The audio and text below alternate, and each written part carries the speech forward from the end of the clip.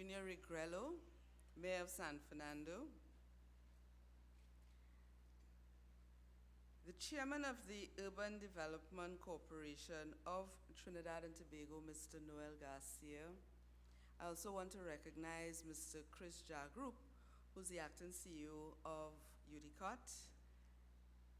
Let me also greet my colleague at the head table here, Mr. Terence Bepath from UDECOTT. And Mr. Bepath is the Senior Project Manager at UDECOTT. All UDECOTT staff, councillors of the San Fernando Corporation, representatives of the members of parliament for both San Fernando West and San Fernando East. You, the citizens and the burgesses of the city of San Fernando, members of the media, ladies and gentlemen, sisters and brothers all, good evening.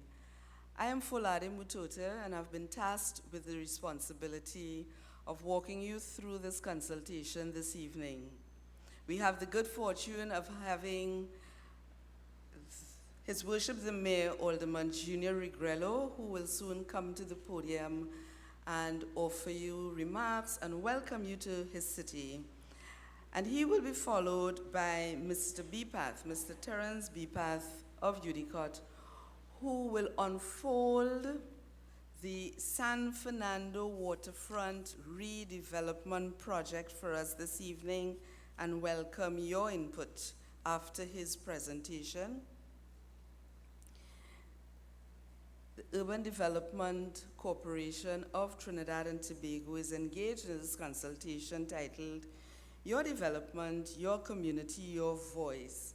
And it's a consultation on the redevelopment of the San Fernando Waterfront, as UDECOTT has commenced planning for the redevelopment of the San Fernando Waterfront project.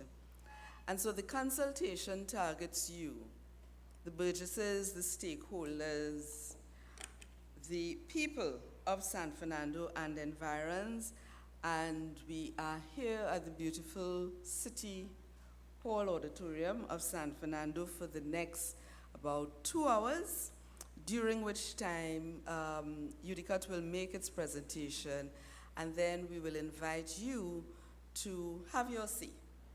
And I will moderate that part of the program, but in the interim, and before we get to that, let me welcome to the microphone the first citizen of San Fernando, Alderman Junior Regrello, Mayor of San Fernando.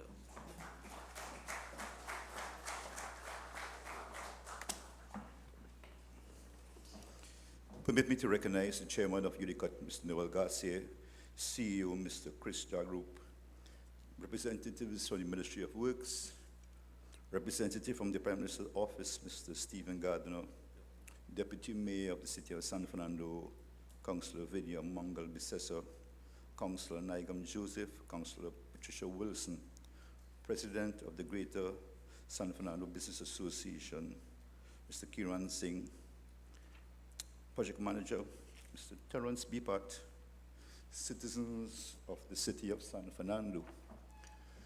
Today is a very exciting time for us as we really embark on the information required for this very special project. San Fernando was declared a town in 1792 by then Governor Chacon. Governor Chacon recognized the space which he called Plaza San Carlos because of its flat terrain and the fishing industry, which was how the city operated in those days. Most business money was made through fishing. But Governor Chacon really had no interest in that space. And it's not until the English came in 1797 that San Fernando began to take its shape. And more importantly, Lord Harris, who came in 1846, who really transformed San Fernando. What he was able to do was create, before he came, San Fernando had 5 streets. He was able to improve that to almost 11 and into 13. But the major street that he was able to build was Chancery Lane, which connected the very populated community of Paradise with the area that we popularly and called with very affectionately the wharf. We have watched that wharf evolve over the years. Those of us, most of us, when we look at the faces here as San Fernandians, would have impacted in our lives somewhere, some form, either as a scout learning to swim or just traversing the area, fishing for that matter. The area again evolved, again more importantly with the advent of the railway system, as the railway system brought people and goods from the north into San Fernando, as well as the boating system. So there were two means of transport, the vessels coming alongside the wharf, as well as the train. What that did, it really created business and a whole hub of operation on the wharf. So hardwares were built in that little area there. It meant that in the cargo, the lumber, cement, whatever came, you didn't have to transport it to Coffee Street or High Street or Mugrapo Street, but really around that area. So you had shops, parlors, bars, and thriving business during the day.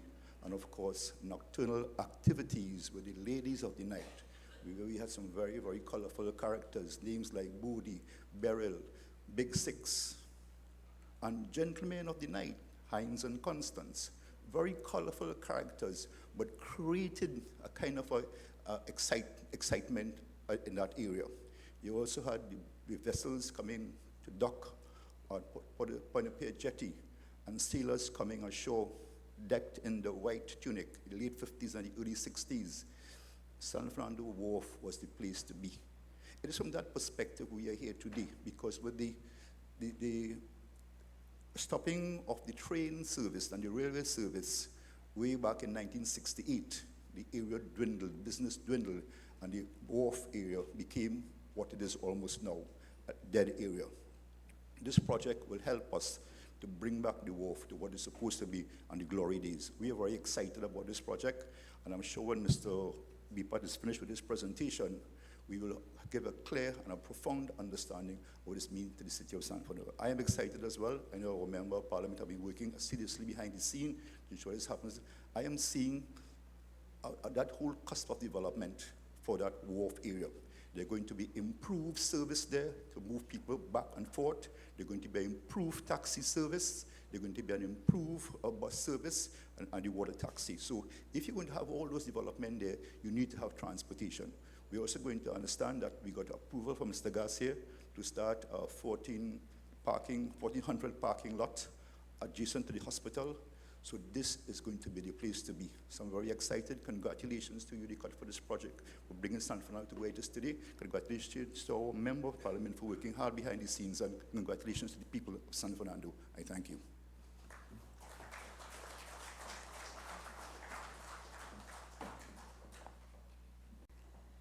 Thank you very much, Mr. Mayor, Mr. Junior Regrello, Mayor of San Fernando, for that historical snippet to ground us in our discussions here this evening. Permit me to recognize the Honorable Faris Alwari, Attorney General and Minister of Legal Affairs and Member of Parliament for San Fernando West. Good seeing you, AG. I also want to recognize the representatives of the Ministry of Works, the Pure Unit, and the Land Settlement Agencies. Thank you very much for being here, for joining us. I take this opportunity now to invite to the microphone the Member of Parliament for San Fernando West, the Honorable Faris Alwari.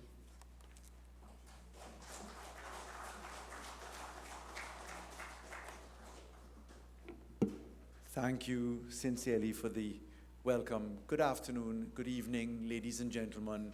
Welcome to San Fernando in motion, if I can call it that.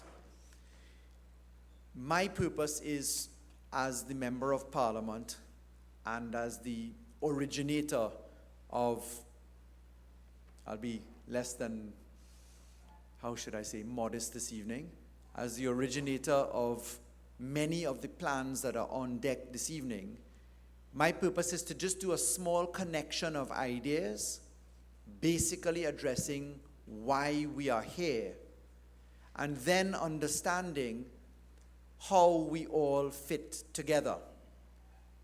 I'm very pleased to see such a diverse audience. Persons who are known to be with or sometimes not with certain points of view. Certainly the audience is comprised of many. So let's get quickly to the chase, because I know you're eager to see what's on the drawing board. Today we're looking for feedback into a plan.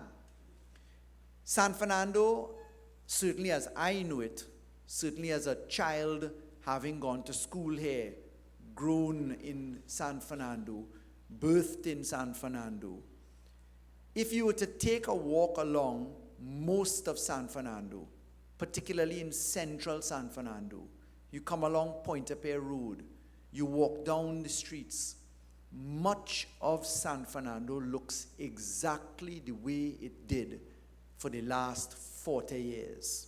40 years. I recall the walk from Grant School to Trinsweiler College to prepare for Mr. Bachan's Standard 5 lessons. And if you take that walk from Grant School, walking Indian file as we did in those days, and walk down to Trinsweiler, it's almost exactly the same. Why have we remained in that zone for as long as we have?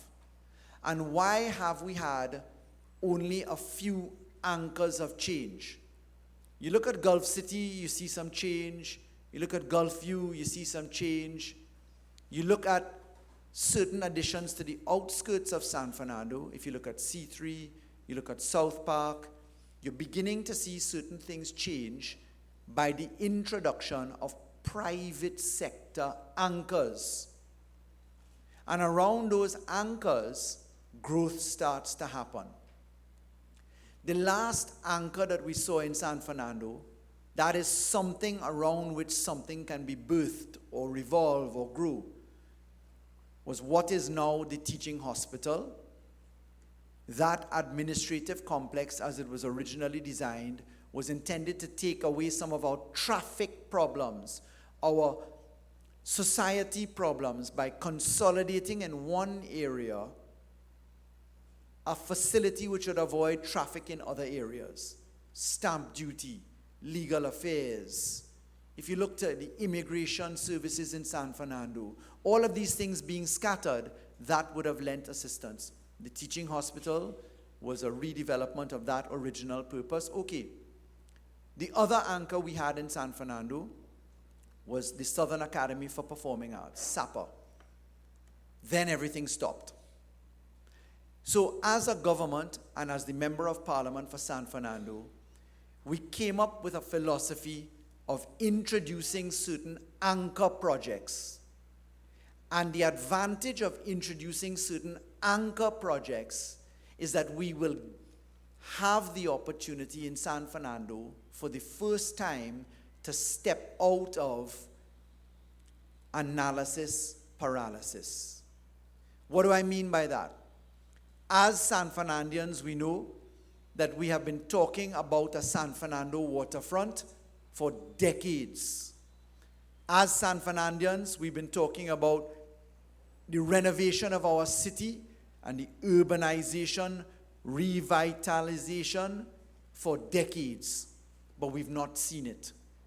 So the government was invited to consider, via the Member of Parliament's agitations, the issuance of and the approval of several anchor projects, which you're going to hear about tonight.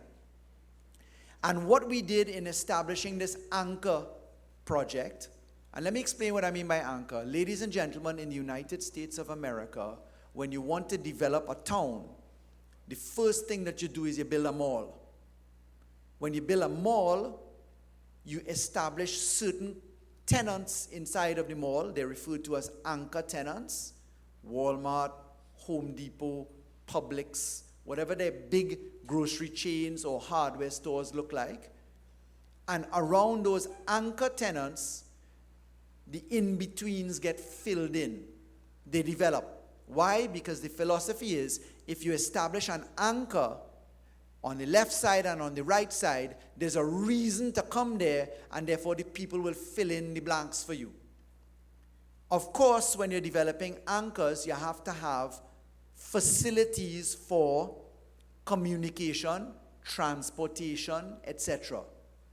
And in coming to this particular plan, in taking these projects to the cabinet, as I have done, we established a series of anchor projects, and I will just give you a quick identification of some of them. You'll see them here, but I would like to say to you, these are intended to stimulate San Fernando's filling in of the other purposes, hence the feedback from the community. Let me just address the point as to consultation. Did we need to consult upon the development of the anchor projects? What we did was to take note of the many decades of consultation that have already happened. We looked at the approvals which were already given, and then we went to the cabinet and asked for the cabinet to give the approval via certain agencies to happen. In short, the anchor projects connected together in the manner that you'll see them tonight will be the stimulus for San Fernando. Why? We are grappling with two significant issues. The first issue is crime and security. And the second issue is the economic condition. Both of these issues feed into one word: confidence. If you don't have confidence that you are living in a safe environment, and if you don't have confidence that your economy and your economic well-being is going to be looked after, then you have no investment and no life. In our agenda tonight, we're going to touch upon the following elements. Number one, there's a significant anchor in housing. In the housing anchor, I'm now going to tell you that we have approved and awarded already the contracts for the development of the Ministry of Works site, the site just opposite the Rudall Cemetery, just at Lady Hales Avenue, for 231 homes. That contract has been awarded already to a Chinese contractor. Inside of the contract award is the mandatory provision that 40% on average of the labor and subcontracting aspects have to go to San Fernando so that the local content is absorbed. Further in housing, we are ready to turn the sod on the Carlton Lane project, which has stood for several years in the state of non-performance. Thirdly, we are ready to turn the sod on the extension of the Roy J. development. Fourthly, we are ready to turn the sod on the further works at Embarcadere. Fifthly, we are in the course of executing housing development at the Marabella train line, at the Hatter's Panyard, at Embarcadere, and at Sunset Cove. That's housing in the hundreds. The takeaway: local contractors. What's the next anchor? The next anchor has to treat with the business environment. And the business environment is intended to start to grow around new growth pools. We've spoken about the waterfront project for years. What is the waterfront?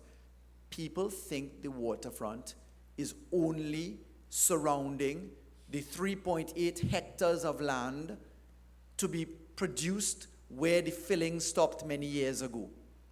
That reclamation work, which is at the wharf at the jetty point, that reclamation work was done, as far as the records demonstrate, without any technical or engineering aspects behind it. We have already awarded the contract for that reclamation work. We'll get to the details in a moment, so that 3.8 hectare, adding on to what is there already, that land can become available on a long-term basis. That long-term basis will allow for the relocation of the water taxi terminal to the side closer to the yacht club, for the disposition of land for development, for hoteling, for industry of commerce, for other aspects there, much like Port of Spain is developing Invaders Bay, where you see Movie Town and other places. That has been awarded already. But whilst that long-term project is going on, and whilst that landfilling is going on, where do our fisher folk go? And our fisher folk have been spoken to year after year, or not spoken to year after year. And whilst that reclamation work was going on, they have stayed where they are in deplorable conditions, where their fish market has dwindled. And where are they going to go? So another anchor project, which has already been awarded, is the development of a fishing port at the Hatters Bay side of the bay. That fishing port is very much like what you see in Barbados at Oistins. There'll be cold storage, gasoline, berthing for vessels. Very importantly, ladies and gentlemen, maritime policing. Because the police will have a home in maritime policing at that point, because our fishermen, our fisher folk are vulnerable.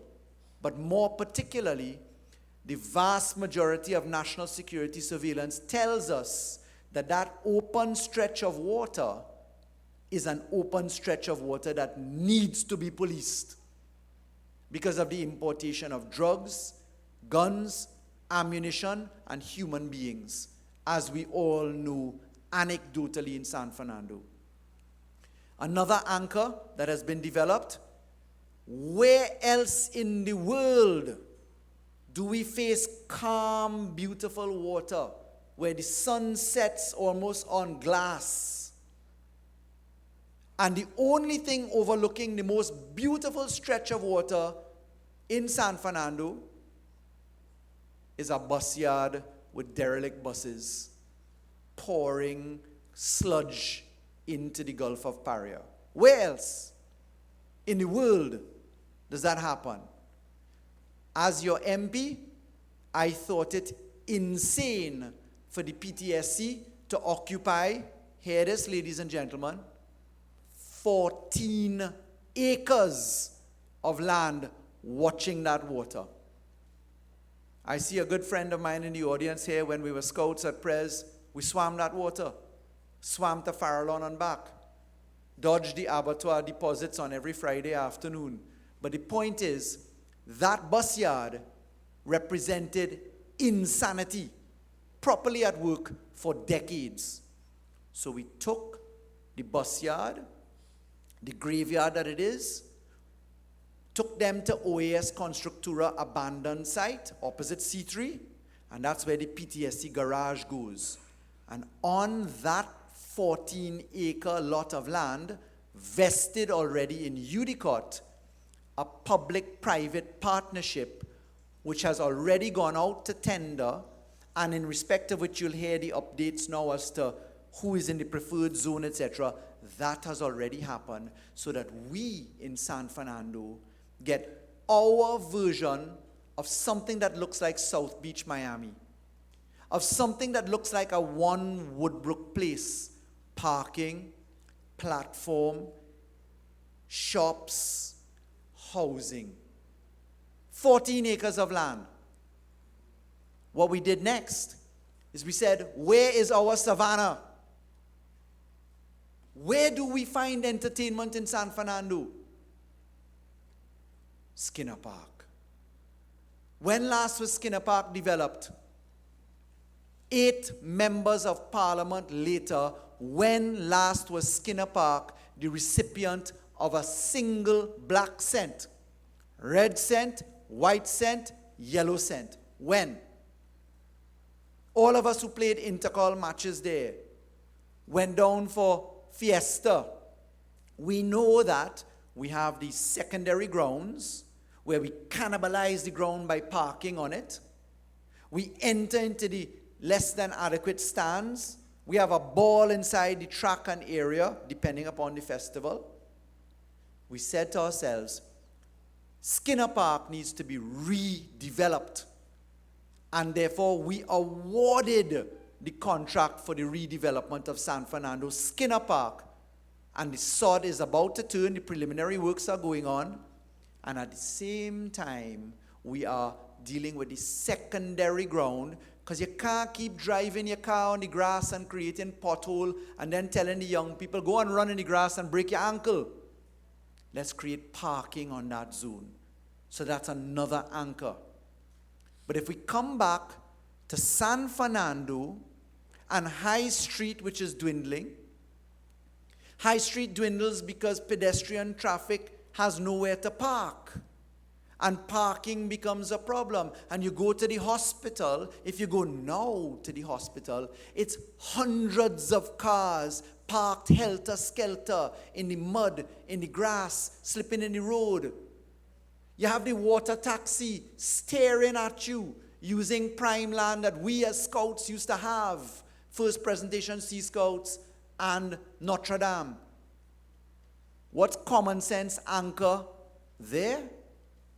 How about a multi-story car park to serve the hospital, to serve the development of High Street, to serve the promenade, to serve the water taxi, to serve the 14 acres of redeveloped land? But what was the other anchor? The Anglican Church presented itself and said to us, we have land between the church and courts. We want to develop it. Will you back us? We said to them, if it makes sense, we'll back it. Let's build a multi-story, and the arrangement is the government will move some of its rental accommodation into the multi-story. The banking sector has already committed, FCB has committed to moving from where it is into the position, and they do high-rise development in an arrangement for multi-user purpose, and we get back the administrative complex in San Fernando. So one stop, all government services. That note has been approved by the cabinet. The banking sector has already said to the Anglican Church, we're ready to go. What is another anchor, ladies and gentlemen? The other anchor, how you move in. How you get in there? What is the usefulness of the waterfront if the waterfront is effectively accessed in a glorified roundabout?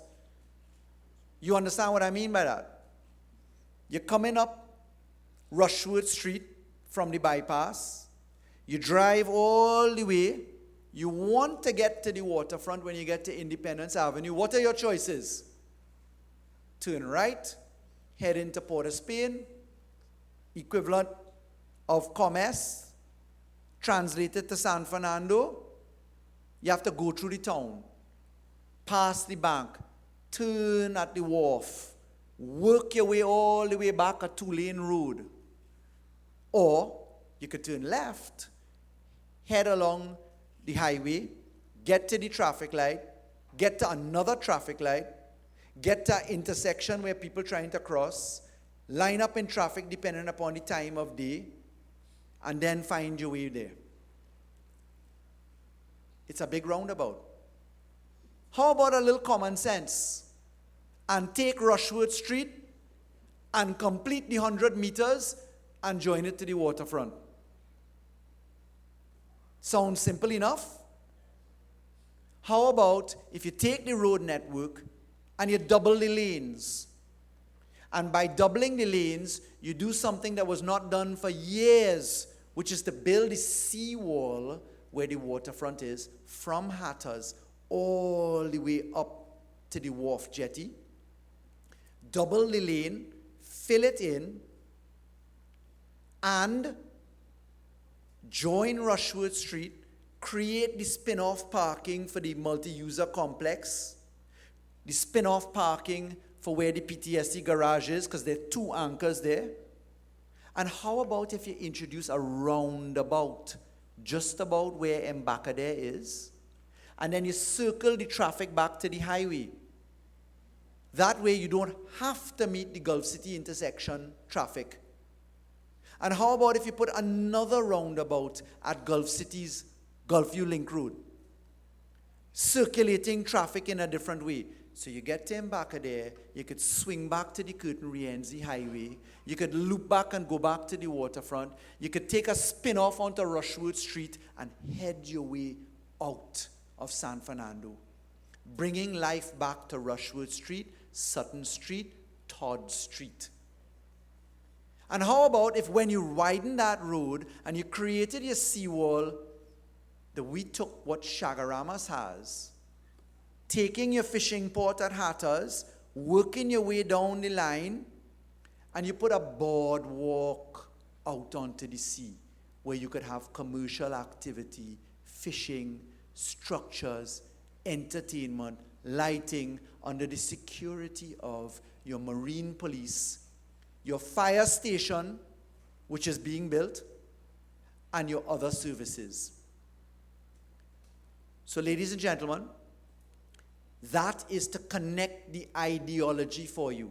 Anchors, commercial, entertainment, fishing, crime and security, road connectivity, housing, all of that is to be built, contracts awarded. Who gets employed? San Fernando. Which hardware sell goods? San Fernando. Who looks to expand? San Fernando. Where do you, the audience, fit in? Everywhere in between. All of your ideas are welcome today. Do we go back to analysis paralysis and get 100% agreement? If we took the old philosophy of developing San Fernando, which has been tried from Errol Mahabir as MP for San Fernando West, straight up to Carolyn Sipasad Bachan, because I'm the last after her. If you take that philosophy, you will get to exactly what you have right now. Nothing. Zero.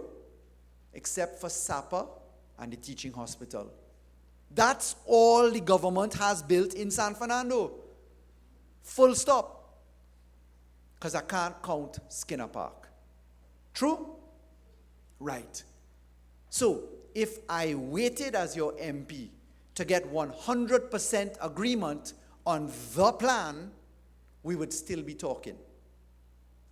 Most importantly, you're hearing this now because what I've identified for you are anchor projects. Who wants to go into fishing? Who wants to go into ship chandlery? Who wants to go into deep harbor development? Who wants to go into marina development? Start thinking Venezuela, Suriname, Trinidad and Tobago. Why? The largest oil and gas reserves in the planet of oil and gas reserves is right here. Venezuela has the largest oil and gas reserves on the planet. Guyana, Suriname, Trinidad and Tobago. Where are those vessels going, ladies and gentlemen? Where do the yachts park? Where do the services come from? How about Trinidad and Tobago? How about making San Fernando attractive? I'll end by saying this. Let's assume that hell found itself in this land for a moment. Let's assume that we became, and I mean no insult to my colleagues up the Caribbean, let's assume that we became in difficult circumstances like Haiti tomorrow morning. Do you know that Royal Caribbean Cruising has a stop in Haiti? It's called Labadie. If you get to Labadie, you can't believe you're in Haiti.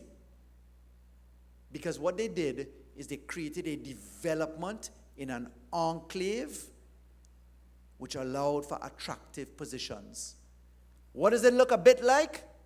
The waterfront. We have the chance to reclaim our beautiful city. the ward of Naparima, the city of San Fernando, we produce the greatest number of scholarship winners and academic potential in the country. We have the most resolute community ever. If you look at this auditorium tonight, this auditorium is a mixed auditorium. It doesn't look like any other auditorium in any other part of Trinidad and Tobago. That's the beauty of San Fernando. We are multifaceted. We are patient. Tonight there are people that have run for elections in other political parties, stood as candidates, sitting in this auditorium tonight. Why? We all from San Fernando. All ideas are welcome. And therefore, ladies and gentlemen, let's bring our ideas to the forum. Trust me when I tell you, this isn't a we left you behind story. Mr. Gould, Fisher Folk, we've spoken on many occasions. You're not left behind. Not everybody. I can't speak to everybody. We have spoken in this auditorium on many occasions to many people.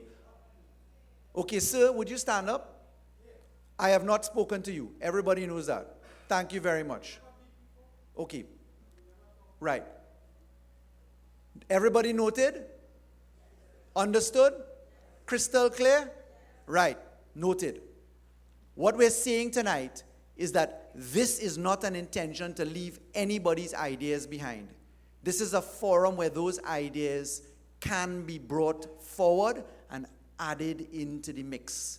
I'll end with one line.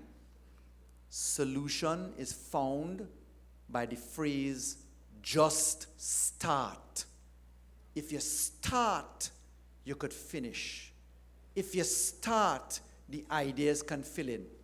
Thank you, ladies and gentlemen.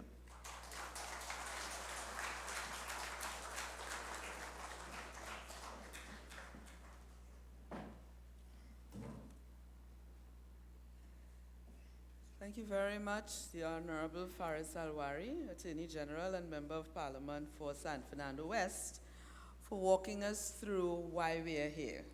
Thank you very much for the session this evening. And I'm sure that we're all quite excited to hear the rollout of what MP for San Fernando West just described. And so we'll invite Mr. Terence Bepath to make the presentation on behalf of UDECOTT at this time. You would have heard a lot from the MP. Basically, he has been the driving force behind this project. And of course, before we proceed, it is important to note that this is not a project for one person, but it is really a project to save San Fernando. As the MP would have said, San Fernando is a dying city. I myself have lived here for 40-something years. And most of the people that I would have grown up with either moved to Port of Spain or is no longer in San Fernando. The highway to Point Fortin bypasses San Fernando. The C3 and the South Park Mall would have taken more people away from San Fernando. And that is the story of San Fernando. It is left for dead. This project is designed to bring life back to the city and to save San Fernando, which was once a proud energy capital of Trinidad and Tobago. As a matter of fact, we used to be angry with Port of Spain because we used to say the money coming from San Fernando, yet San Fernando gets nothing. So my role here is to let you know that after all the talk, and we would have seen much banners go up on the wharf, that the final banner is going to be up and stay there because the waterfront is here. However, due to economic constraints, based on the feasibility study done by Deloitte in 2009, the waterfront would have cost somewhere between $1.1 and $1.2 billion to actually from start to finish. When the MP would have presented this to the cabinet, of course that money was not available, but we were granted $226 million to start. And basically, what we would have utilized that money for is to build the infrastructure so that persons would be interested in investing and the waterfront would take shape from there. So what we know is that in order to have a waterfront, you need access. So a road network was one of the items that we would have checked to work on. You'll hear a little bit more about that. What we also needed was utilities, a corridor for TNTech, WASA, telecommunication, sewer. That is what is currently being worked on. What we also needed was reclamation. That is also in the making. And we're going to go a little more into detail into all of that. A seawall was critical because the entire coast, many of us who would have utilized the wharf would know that the wall has collapsed in most areas. And therefore, a seawall is critical. That is also part of phase 1. Plaza San Carlos is the restoration of 4 historic buildings that the government saw it fit to keep in its original state. That is also one of the projects that we are currently engaged in. The removal of PTSC to the OAS is another project, and that makes up our, more or less, our phase 1. The master plan is also a work in progress. It means that we are here today to hear your input into how does this master plan unfold. We are currently working on the ground on infrastructure. So what you see here is just proposals, but the real work is in the infrastructure.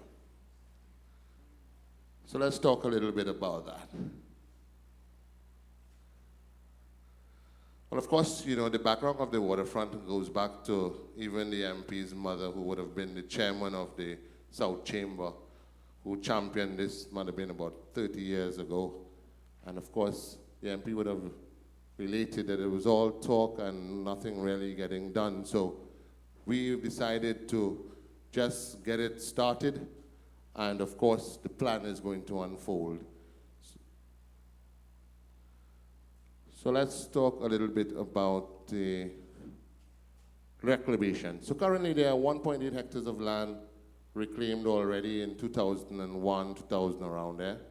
We are currently, UDECOTT is currently engaged in the reclamation of 3.8 to add to this 1.8 hectares of land north of the waterfront, just behind the yacht club fence.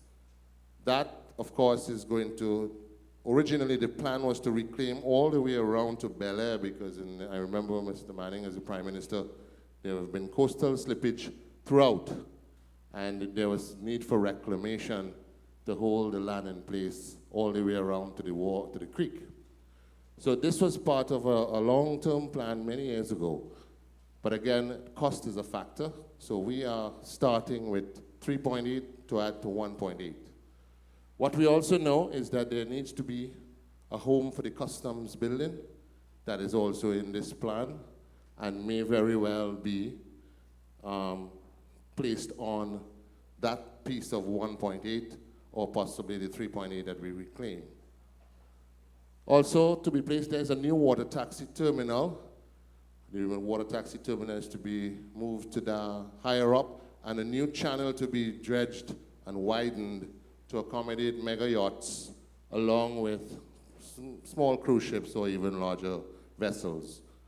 That is also in our phase 1 plan.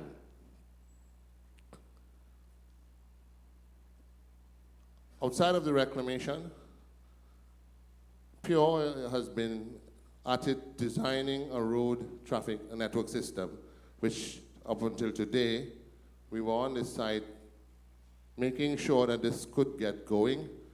I should have a photo of what its proposal is and what it should look like, but it's basically a 4-lane highway from Todd Street intersection straight to where we have our PTSC terminal at this point.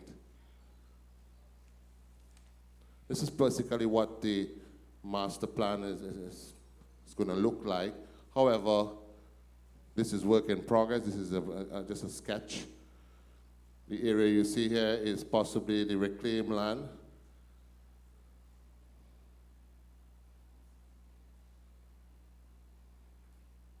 And a proposed hotel and all of that is actually part of the plan. We look forward to the business sector getting involved, making proposals for private partnership to really take the opportunity to really develop what we are putting down and to really make this really what it should be for San Fernando, because many of our last meeting we had with the Business Association, they want to know, well, how do we get involved? What do we do?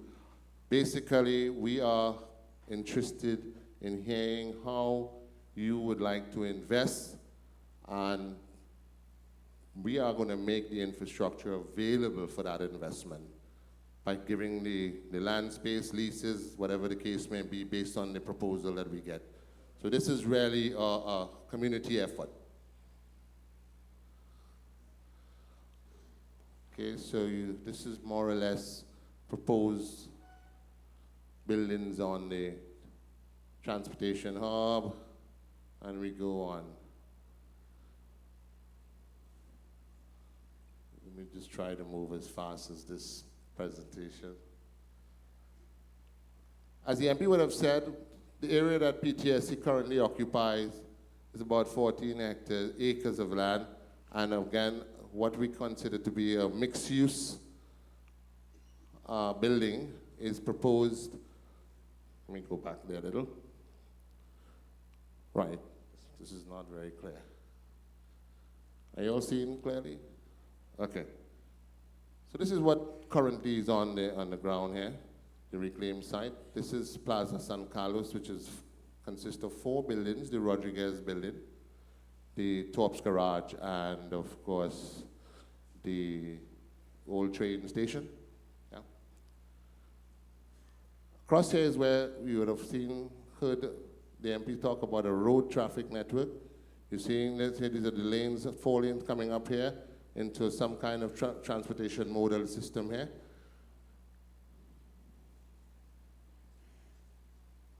This shows it a little better here.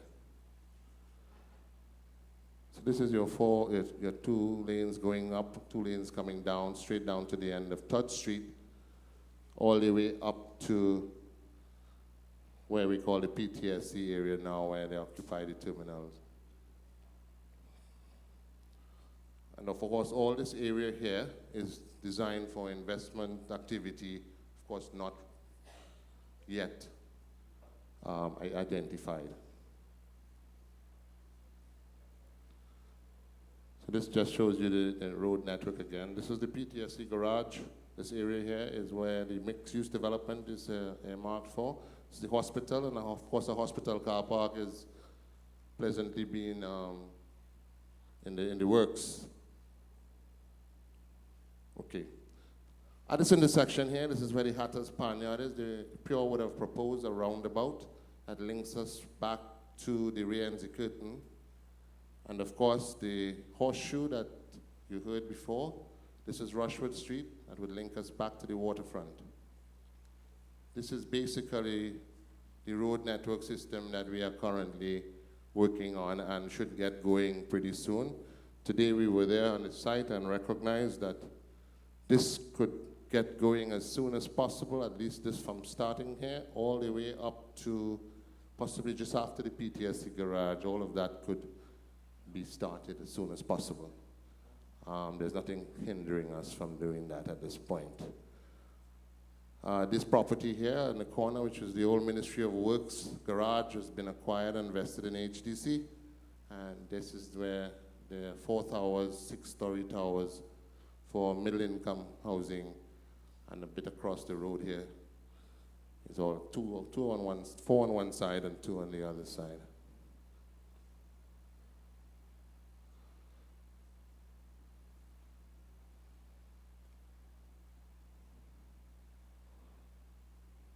All right.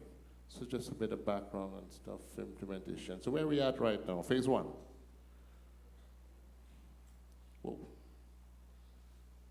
So phase 1, as I told you before, was the reclamation, and we are currently engaged in a contract with Coastal Dynamics to do the design. We've engaged Van Hog for the reclamation. If you go down on the site right now, you're going to see some site offices set up already. Van Hog is here on Thursday, tomorrow actually, and Coastal Dynamics is about ready to propose their design for that reclamation. The Plaza San Carlos, we had the Cubans here recently, last week or week before, and they had given us, we are awaiting a proposal from the Cubans as to how we propose to restore these 4 buildings. That is a low-hanging fruit, and that could be get going before the end of the year. We have some other issues that we have to deal with in terms of PTSC. We thought that we would have had them out of there by September 30th. Unfortunately, they are a bit slow. So we are going to see how best we can have them relocated and make that piece of land available for the development. So those are really the 4 areas that we are focusing on. There are some challenges with some persons that are in line of sight of the development, but at this point, we would in fact start the negotiation as to how we treat with some of those persons that's in the line of sight of the highway. Okay, our next step, of course, phase 2 and 3, as we say, is of course the car park that comes next, the hospital car park that is, and of course the customs administration building. We need to figure out where that is going to be located and get that going as well, the new water taxi terminal and the dredging of the channel and all of that would make up our phase 1. So let's take a look at what the coastal wall, we got some clearance on that from the Coastal Protection Unit at the Ministry, and they would have just gotten the funds to award a contract for the design work of the coastal wall, starting at the Hatters Bay area, going all the way up to the northern end of the waterfront. The Lady Hills mixed use, of course, that is in the tender process. And of course, for the fishermen, we propose a new fishing facility at the end of the Hatters Bay area, which I'll show you a little rendering of that in a little while. And of course, as far as Rawari spoke about the Chancery Lane project, which is not directly linked to the waterfront, but it is one of our projects. The widening of the road, of course, when the broad walk, that will come after the wall has been installed. So basically, this is a pictorial from above. You see, this is the reclaimed land that's currently there, and we propose to reclaim up to here, 3.8, for further development.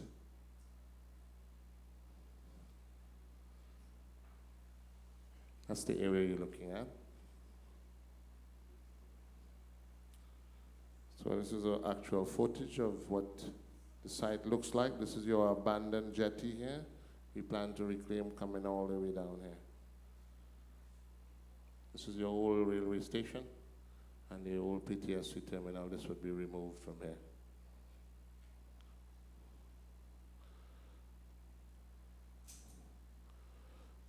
So basically, what we are engaged in right now is infrastructure work, and again, this is a rendering of what the mixed-use development at the PTSC site is. There's a sketch, more or less kind of a one wood book finish that we are proposing, residential, commercial, activity, businesses, upscaled.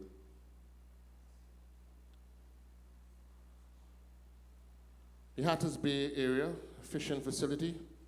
Of course, the MP would have touched on this, and this is really what we propose to install. We've done one of this in Caranage, and it's probably the first one, and actually is the first one in the Caribbean. There's nothing like it. It's equipped with all the modern equipment, cold storage, ice maker, lockers for fishermen, net repair area, boat repair area. This one has also have a fuel station. And the one in Caranage, next to it, we are constructing a fish fry where persons can have entertainment with a little amphitheater. Same approach here. This has also gone for tender and is currently being evaluated. And of course, the public car park is going to be from the hospital come down, straight down, 4 levels. Supposed to house 1,000 cars or 700 to 1,000 cars. This is what the MP talked about opposite the teaching hospital with the Anglican Church. A new government administrative building.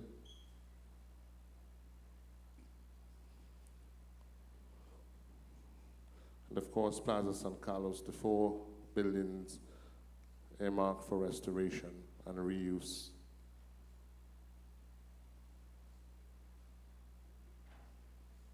This is a pictorial of what the road network is going to look like at the end of the day.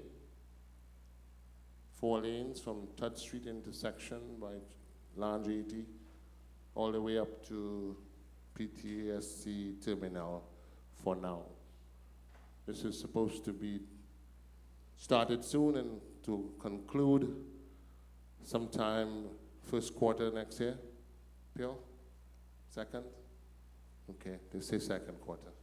We push it for the first.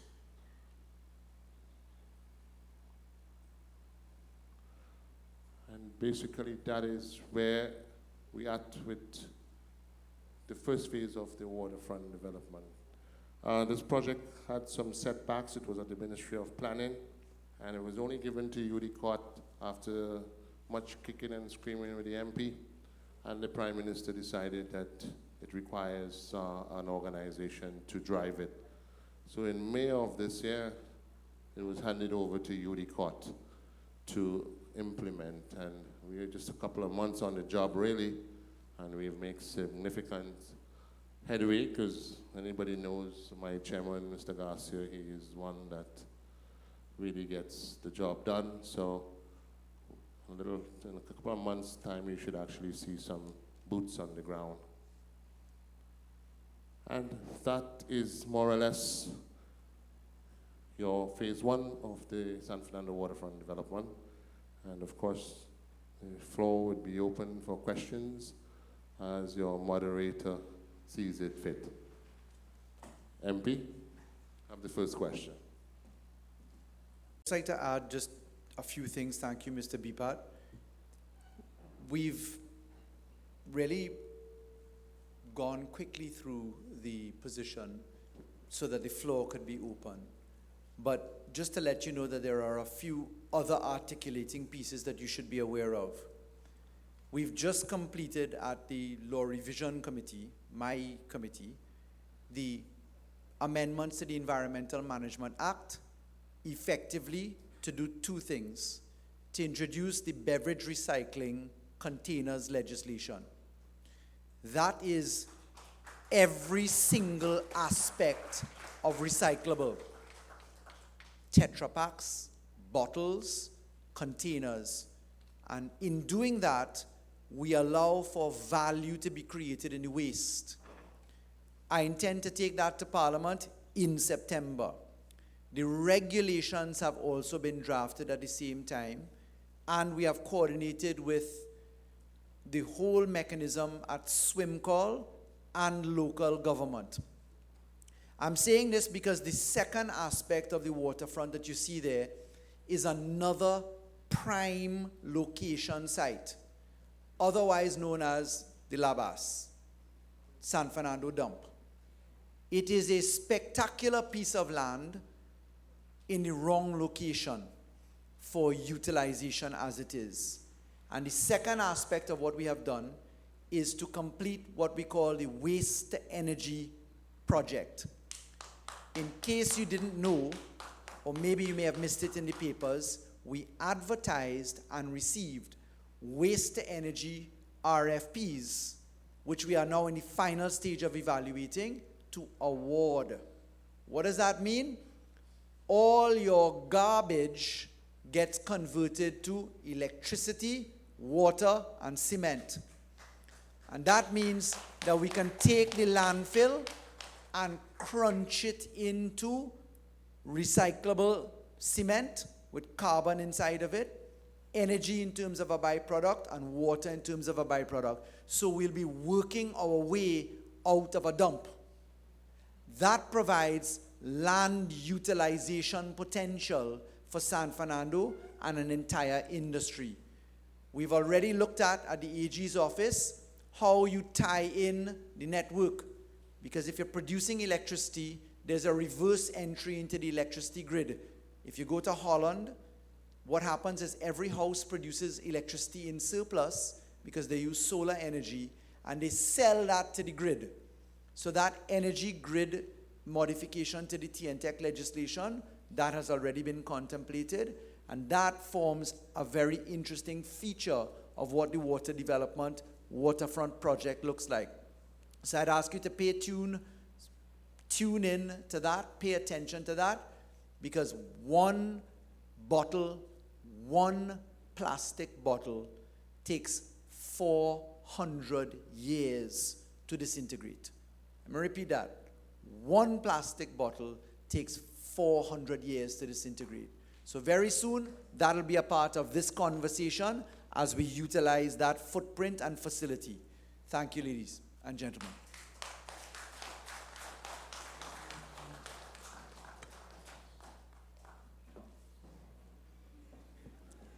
Thank you very much, Mr. Terence Bepath, UDECOTT's Senior Project Manager, and thank you very much, MP, for helping us understand what your intentions are.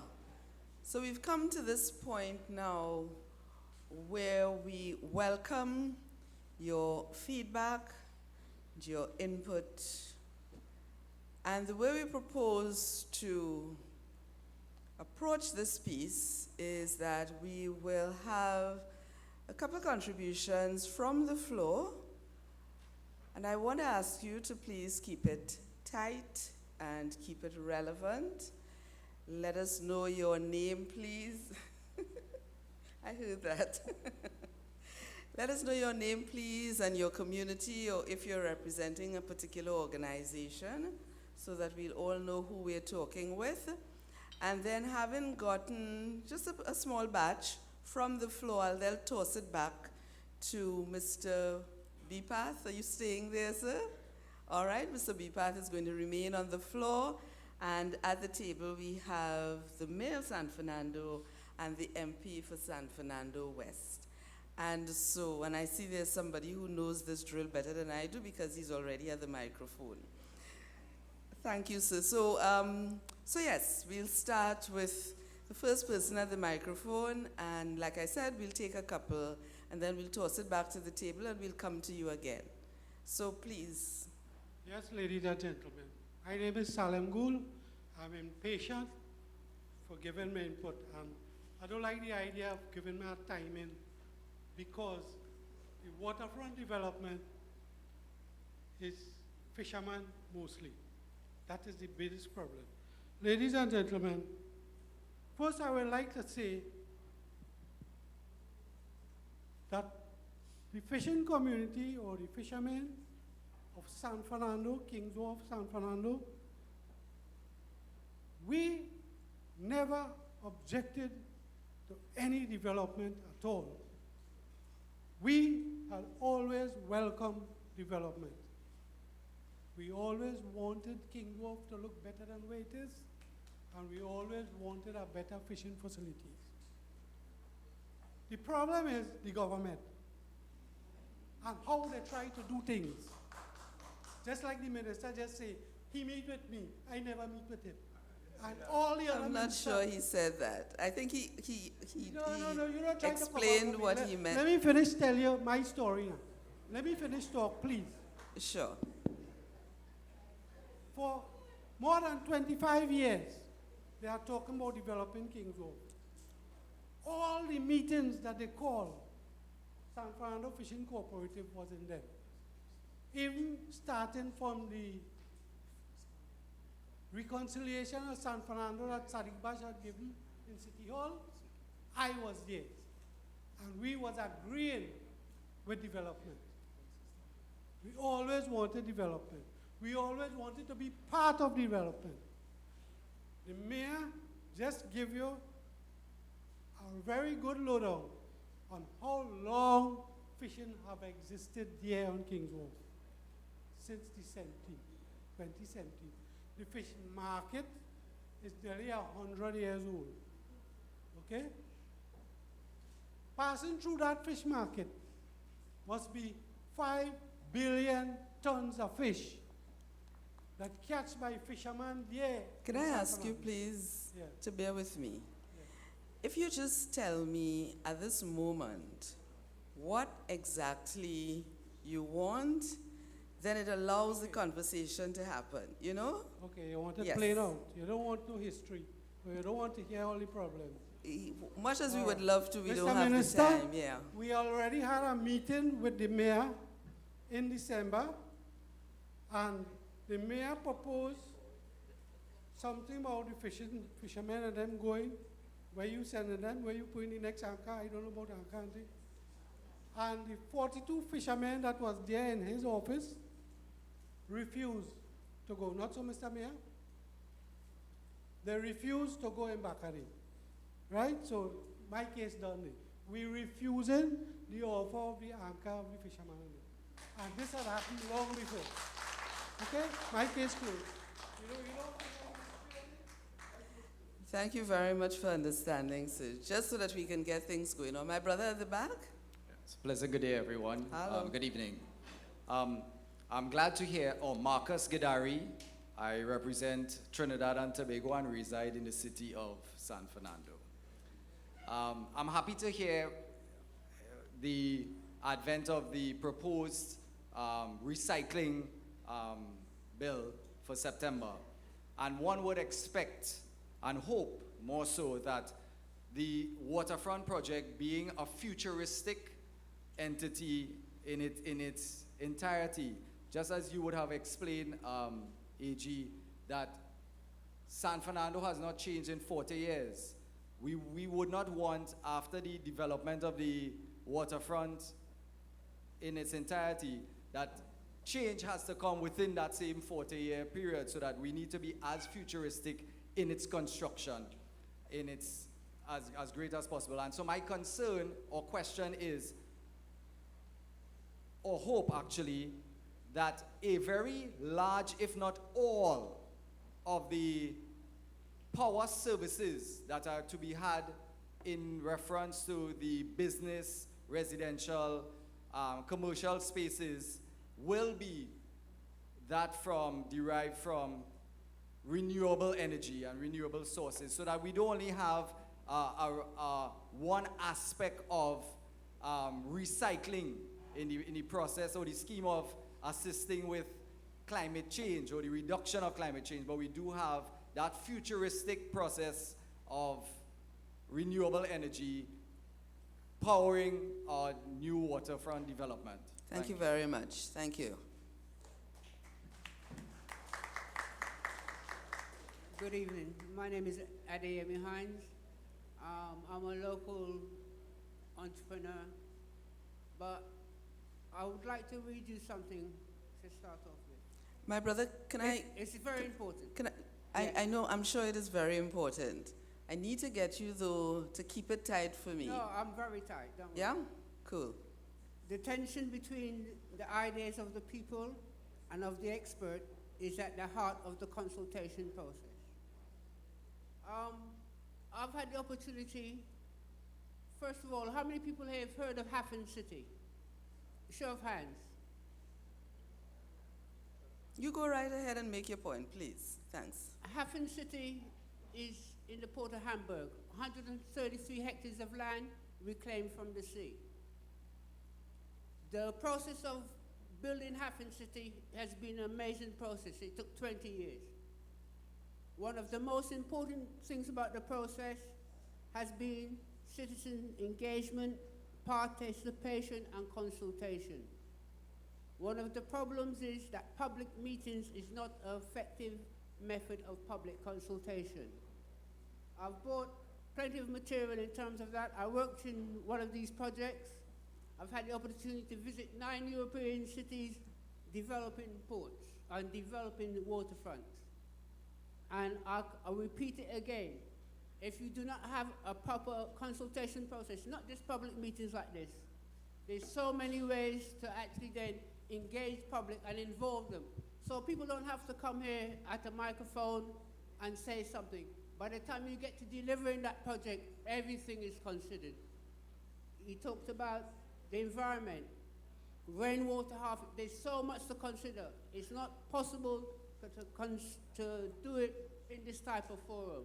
Gotcha. So what I'm going to suggest to you, because as you talk about spending billions, you need to spend money on a proper consultation process and public involvement and participation process.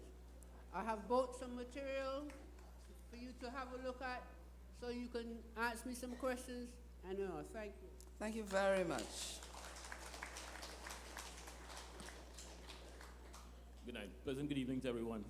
I'll be brief. Sean Mungle, first presentation, Sea Scouts. Yes, I did swim around in pig guts and I missed those days. So 2 quick points. First of all, there was a lot of talk about in this early phase about high rises and parking lots and business development and so on, which is important. We definitely need that, without a doubt. But no development in any society will be healthy if we don't start thinking about green spaces for our communities.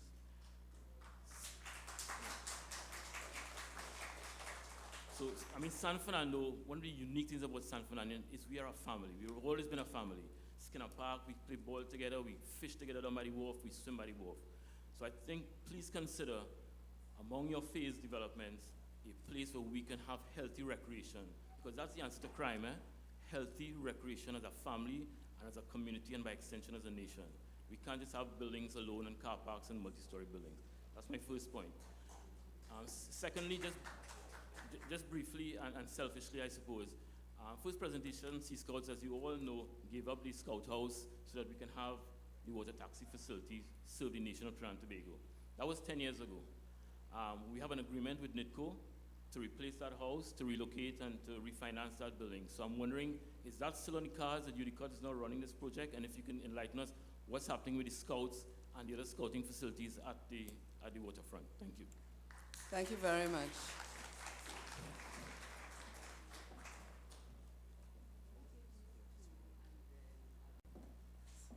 All right. So this first round, I'm going to end with the brother in the red T-shirt. So can you please make a contribution? Thank you very much. Pleasant afternoon to the Honorable Minister, to the Alderman, to all invited guests, and you people of San Fernando. My name, ladies and gentlemen, is Hayden Whiskey, taxi driver, San Fernando to Port of Spain. I am here this evening, and I am sad, but yet still I am glad. After listening to the Honorable Minister make the presentation on the way forward for San Fernando, okay? I mean, this is what San Fernando needs. San Fernando basically is what we would want to call a dying city. But I'm a bit baffled by the action of the Alderman. The Alderman is asking the San Fernando, the Port of Spain Taxi Driver Association, to go down to the wharf to ply our trade. The wharf, as we all know, is a very dangerous area. I met with the former Alderman and the executive of this corporation back in 2016 and forward as the president of the San Fernando Port of Spain Taxi Drivers Association. And one of the main points in trying to solve the problems that was perceived about the taxis is that the wharf is not a safe place. This was endorsed by the police and other interested parties. So I want to ask you here today, 3 years later, is it any safer for us to send our sons and daughters down on the wharf without any guarantee of protection? We have no amenities, no proper consultation, and this is what has me baffled. We are hearing about consultation being taken place. A 15-minute meeting with the taxi drivers and a mandate that you have to move is not a consultation. My brother, yes. I hear you, I get it. And I want to ask you if you can wrap it, please. Okay, we Yeah? are saying to the Alderman, Just so we can continue the we would conversation. like to continue the discussion and ask him to put a hold on the mandate that we must leave that site by Monday to go down on the port. The fact that he asked us to go down there in the day and come back up on the promenade in the night means he knows it's not a wise move. Thank you very much. Thank you. And this is the final contribution for this Good round, evening, yes? ladies and gentlemen. My name is Joel Quintal. I am what you might call a community watchdog. I have been consulting with city officials for many years, going back to the days of the MP's mother. And mostly it dealt with the development of the waterfront area. Coming here today, I have two major problems. When I asked for a copy of the project, I was told that it was for the media alone. I still have my copy of the last consultation by the previous administration in my hand here, and in which it was discussed and by the government official, Mr. Darian Bihari, about the Plaza San Carlos, and he outlined it very clearly. I just want to say many of the ideas put forward did not originate with the present MP. This has been going on for many years.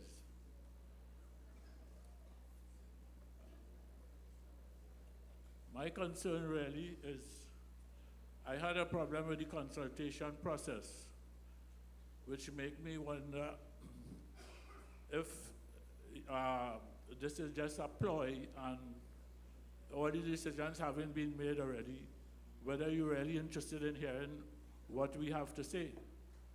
You know, this is one of my problems. Thank you very much. Okay, Thank you. Thank you. Thank you very much. Thank you. Raising two very important points. If I go in reverse order, Mr. Quintal, I was very careful to say that the San Fernando Waterfront project has been in discussion for decades. That therefore says, because I was not the MP for decades, that clearly indicates that the conversation and many of the ideas started then. So you are perfectly correct. A lot of the similar discussions of the waterfront have been in discussion. What we're trying to point out is that save for the 1.8 hectares that were filled, in respect of which we can't find any engineering. In other words, then, if you build something, it may sink. You can't bring an international hotel and tell them, build on that 1.8 hectares, and then they tell you, well, where the engineering for that? Because piling becomes an issue, construction aspects become an issue. So, what point is to say that the anchors of starting in multiple zones, that is the concept that we bring to the table now. Otherwise, we would still be talking about the 3.8 hectares and Plaza San Carlos, etc. Doing the many things all at the same time in different locations brings you into a concept of starting. Because what we're talking about today is what has been awarded, but not everything has been awarded, obviously. All of the gaps in between still have to happen. So the second point raised by Mr. Quintal, which is equally important, is the process of consultation. Ladies and gentlemen, I did reflect a little while ago, just to remind, the first thing that one is wise to do is to pick up all the documents that you inherit. As your MP and as the Attorney General, I certainly inherited a mountain of documents where there were umpteen public consultations on the waterfront. We actually numbered, identified, and moved and paid for the relocation of squatters twice. Twice the taxpayers of this country have done that. Are the squatters no longer there? Do we ensure that we go back to do that work again? No, sir. Because even though we met before, you say we didn't meet, so I'm feeling a little how. So I'll come to you just now, Mr. Gould, in just a moment. So the consultation is an ongoing process, Mr. Quintal. You're actually right. I personally take a bit of the blame, if not all of it, in terms of the depth of consultation, because as your MP, having offered myself a service here, people want to see goods. They want to see a product. And therefore, getting the cabinet to approve and underwrite, meaning pay for, find the source of funding for these projects, was a Herculean task to get done. So to find the financing in a financial environment where we lost 96% of our revenue. Our oil and gas was at 21 billion per year. It dropped to 400 million. As much as I'd like to buy a Ferrari, I'd have to have the money to buy the Ferrari. And therefore, the projects that we bring, which I call anchors, which Mr. Gould questioned a while ago, those anchors are things that we can pay for because we've already identified the source of funding for those. So, sir, these are important observations. We'll continue the consultation because you're right. And it does take community watchdogs to make it go right. A government's will must never be unchecked. And certainly, you don't make law for yourself or projects for yourself. You make it for the society. So I can undertake to you that there'll be further consultation. We had another bring of conversation coming in from Mr. Whiskey. Mr. Whiskey, sir, I will certainly be engaging in some conversation with the mayor. I was just chatting with him a little while ago to make sure that we get some of these systems right, to find the right point. Obviously, safety and security is of paramount concern. A conversation with the Commissioner of Police and the constancy of structures helps. The fact that we have the entire water taxi service based at the wharf and trafficking, etc. there, some of that has to manage itself. So I think that we need to have some further conversations. And I certainly have asked the mayor to allow us to do that so that we can at least get to a point of agreeing or agreeing to disagree or finding a workable scenario somewhere in between. That is not a conversation that I could speak to in depth tonight, and we will certainly, I will make it my obligation to have a further conversation on that in a more satisfactory way. Mr. Sean Mungle, who introduced me to the concept of ducking. Ladies and gentlemen, I declare my conflict of interest. I am a first presentation Sea Scouter. I was introduced to learning to hold my breath underwater by force by the hands of a fellow named Sean Mungle, who is now in front of you. So I can give you my assurance, Mr. Mungle, on behalf of my own passion for scouting, that the Notre Dame Sea Scouts, who have a temporary headquarters themselves, and first presentation as we shared a scout house growing up, that is very high on the agenda. Part of what we had in mind is what the Boy Scouts of America looks like. If you look at the harbor development in the United States and in Florida in particular, scouting is a permanent feature of that. And San Fernando is intended to be the proverbial mecca of that, because we have the best water for dragon boating, for scouting, for windsurfing, for sailing, for recreation, for family. All that we have to do is to do like that movie, The Field of Dreams, and whisper to ourselves, if you build the park, they will come. So part of it is building the infrastructure behind it, and we have not forgotten the binding promise. It's a binding promise to the Scouts in their give up of property for the water taxi, because that water taxi is ultimately intended to move to the reclaimed land closer to the yacht club side on that end there.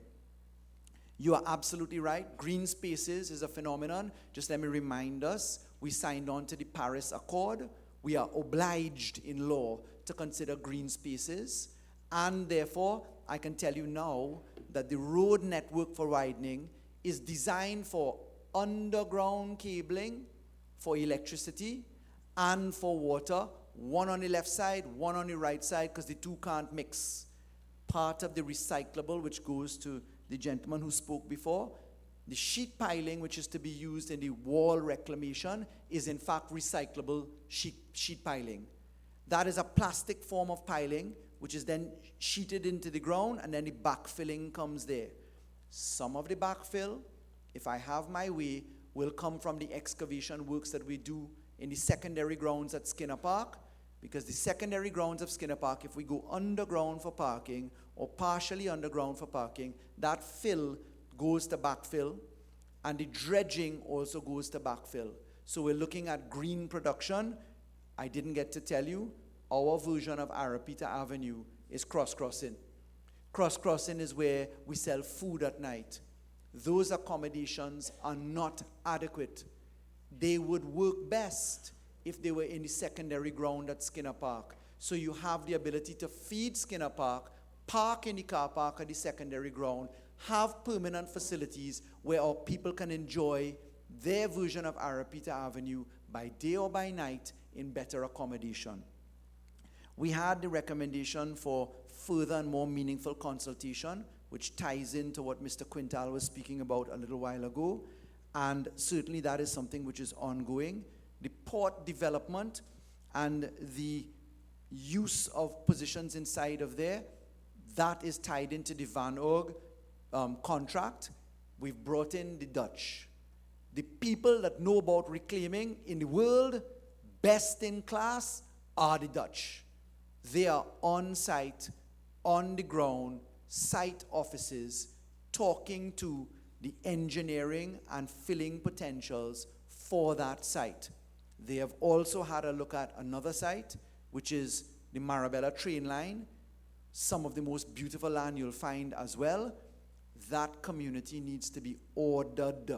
It needs to be set out in a proper way, and we're looking at how we backfill and arrange that so we can lotify, police, and develop the area in a sustainable way. Recyclable energy, just to treat with that, the recyclable energy aspect. Marcus, thank you for raising that. That's a majorly important position. The recyclable energy ties into the RFPs which have been concluded. Those projects will come in. New technologies for solar and for other aspects are certainly intended to be part of this, because the cost of running common areas, street lighting, etc., are significant factors. We have introduced a number of solar lighting systems.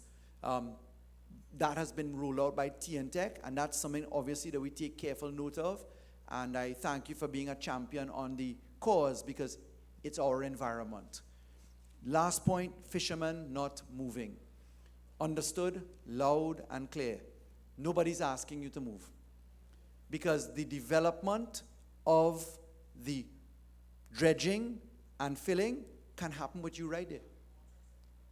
If you think the Hatter's fishing facility looks good enough and you want to go there, where there is cold storage, gasoline, police, nets, market, places to sell your goods, eating accommodation, you're welcome. There is also, in between that, further conversations. So nobody's going to ask anybody to do something against their will. The conversation has to continue. Obviously, people need to be comfortable with what their choices look like. They need to be informed so that they can make a proper decision for their welfare. But what I can tell you is that I genuinely believe that the current accommodation that the fisher folk are occupying is less than adequate and less than dignified to what they should have, both from their utilization point of view and their customer utilization point of view. So again, that is a conversation that is required to be an ongoing one to find an appropriate solution, because nobody can force anybody to do something that they don't want to do unless the law steps in. And that is, of course, something that is way down the road. I think I've answered the 6 issues. Mr. Bipat, have I left anything out that you wish to add into that? Thank you.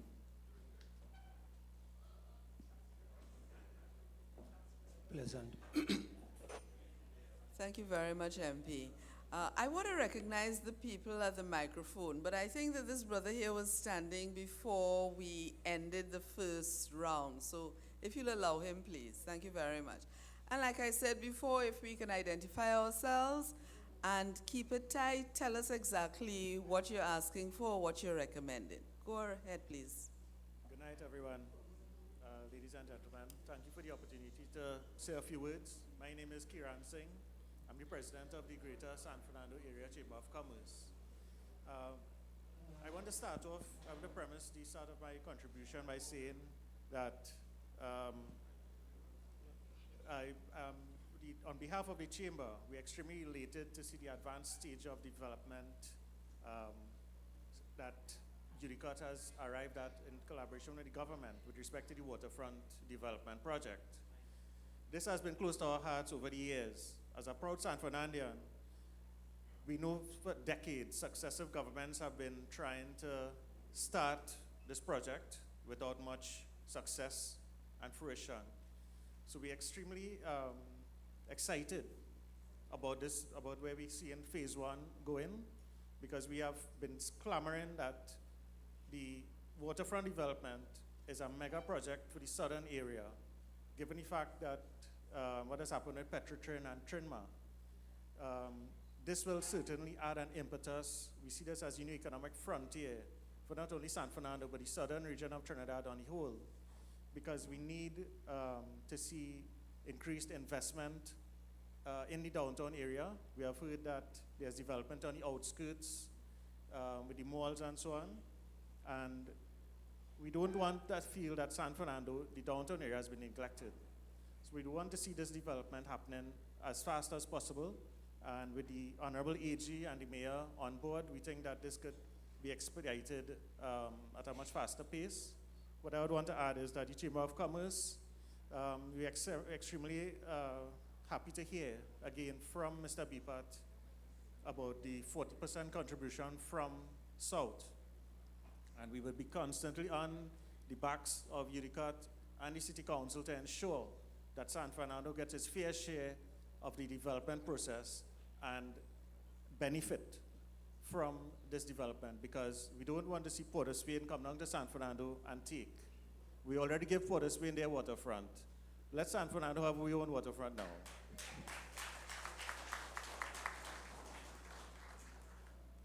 So with that being said, just to add, the Honorable AG is here, so that we would want to ask his good office to look at when the business people would be having to access financing, that the banking sector works closer and more efficiently with business people when they get their confirmed contracts to assist in the development through financing in San Fernando. Thank you very much. Thank you very much, sir.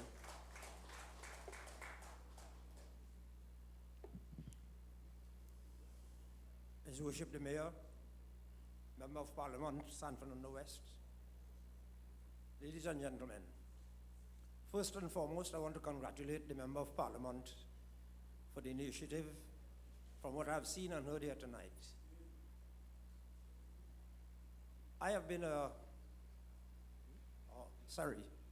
Sher Shah Ali, former city councillor, first city councillor, last borough councillor, and I want to let the nation know that we are a city for 30 years, and the MC and a lot of people make a lot of mistakes. In a city, you don't have any burgesses. The citizenry of the city. Please. Thank you.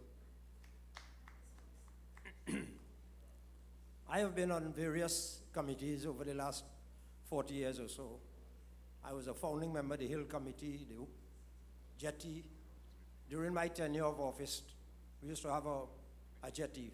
It's no longer there. Now, I am in agreement with most of what the Member of Parliament has said, but one of the areas I think that he should reconsider, within San Fernando, within a 1 mile radius, I think we have the most schools. We should be called the education capital of the Caribbean. Astor Boys College, Astor Primary School, Astor Girls College, Modern Secondary, they don't have any play field. The only play field that they use is the second-class ground in Skinner Park. And to go today, from what I've heard, to interfere with that second-class ground, I am totally against that. Very, very against it. I would like him to rethink on his committee. I was a member of the last Waterfront Board. We were allocated a certain amount of sums, and the first thing we was going to build was the fire station and the scout house. And we was going to build the scout house that if one of the scouting team would take the ground floor and the top floor, and the other one take top, in other words, half the building. So you wouldn't have to build 2 buildings, because they're all on the same basis. So like I said, I am happy to be here this evening to have seen and heard what I've heard, and to see things have started. I'm very happy about that. I don't know which mad people put the bus terminal there, but thank God today is going to be moved. Thank you. Because I couldn't believe that anybody with a little common sense will put a garage where the water, everybody swims in flat rock, and you have oil all over you. The fishermen should be worried about that, because you can't eat a fish. So again, I don't want to say too more. I'll be looking at what is taking place, but I am asking the Member of Parliament and the Mayor, please hands off for the second ground. That ground was given to the people of San Fernando by Skinner for sports, for cricket. Eventually, under the stewardship of Mr. Errol Mahabir, it went into other sports. And please, like I said, with all the schools around, when they were turning the sod in 1984 to build Mbakade. It's not being touched. I'll tell you in a little while. Thank you. Okay, thank you, sir. The one on the top of the hill there, where Mbakade is, we had the best football ground there. And I was a one-man making noise to the then Desmond Carty, God bless his soul, he passed away, and Mr. Chambers and everybody. Do not put houses there, because you had the best football ground. Today, Right. you know, so again, I want to implore you, Mr. Member of Parliament, please don't interfere with the second-class ground. Thank you. Gotcha. Thank you very much. Thank you. Can you just hold a second for me, please? Can you? Yes, I'm sorry. Thank you, ma'am. Let me say pleasant night. The name is Dumorius Horsley, National Awardee. To the Mayor and Attorney General, Member of Parliament for San Fernando West, and let me say at this time, all protocol been observed. I represent the African empowerment business people. Let me say, I fully well endorse this initiative and movement by the Member of Parliament and the government. The solution is moving forward and not going backwards. And I throw my full support, and our movement indeed support anything to develop San Fernando. Thank you. Thank you very much.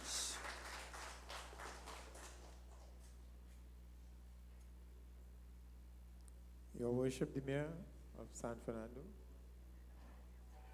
Attorney General,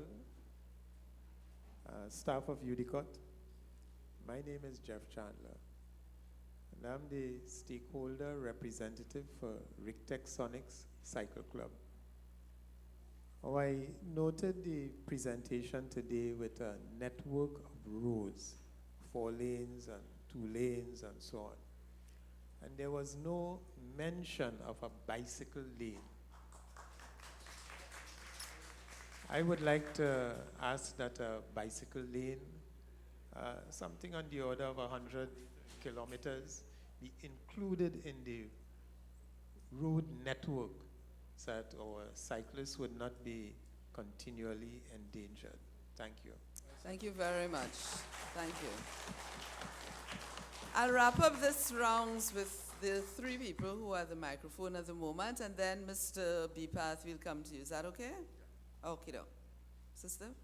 Your Worship, Mayor, Member of Parliament, Mr. Alwari, and UDECOTT representatives. My name is Linda Leasing. I am here as a member and a citizen of the city of San Fernando, from San Fernando West, where my Member of Parliament is responsible for. I'm totally with this project, and I have been waiting for years for something like this to happen in San Fernando. Because we know CDA had the Chaguaramas thing, we know the central area, and San Fernando has been waiting for years. I'm so grateful that Skinner Park has finally been about to start something new, right? Because Siparia has a beautiful stadium. I go there for court all the time, and I say, why San Fernando can't look like that? But anyway, my three main points of concern as a citizen of San Fernando, first of all, is basically security for the project when it comes on stream. I know we have the anchor projects and the phase one aspect of it. However, maintenance is a key factor as well, and I'm not too sure if maintenance is going to be, is considered, or it should be considered in this scheme of things. And my third other major point is we have had, as my colleagues mentioned before, decades of planning for the waterfront and for the San Fernando projects.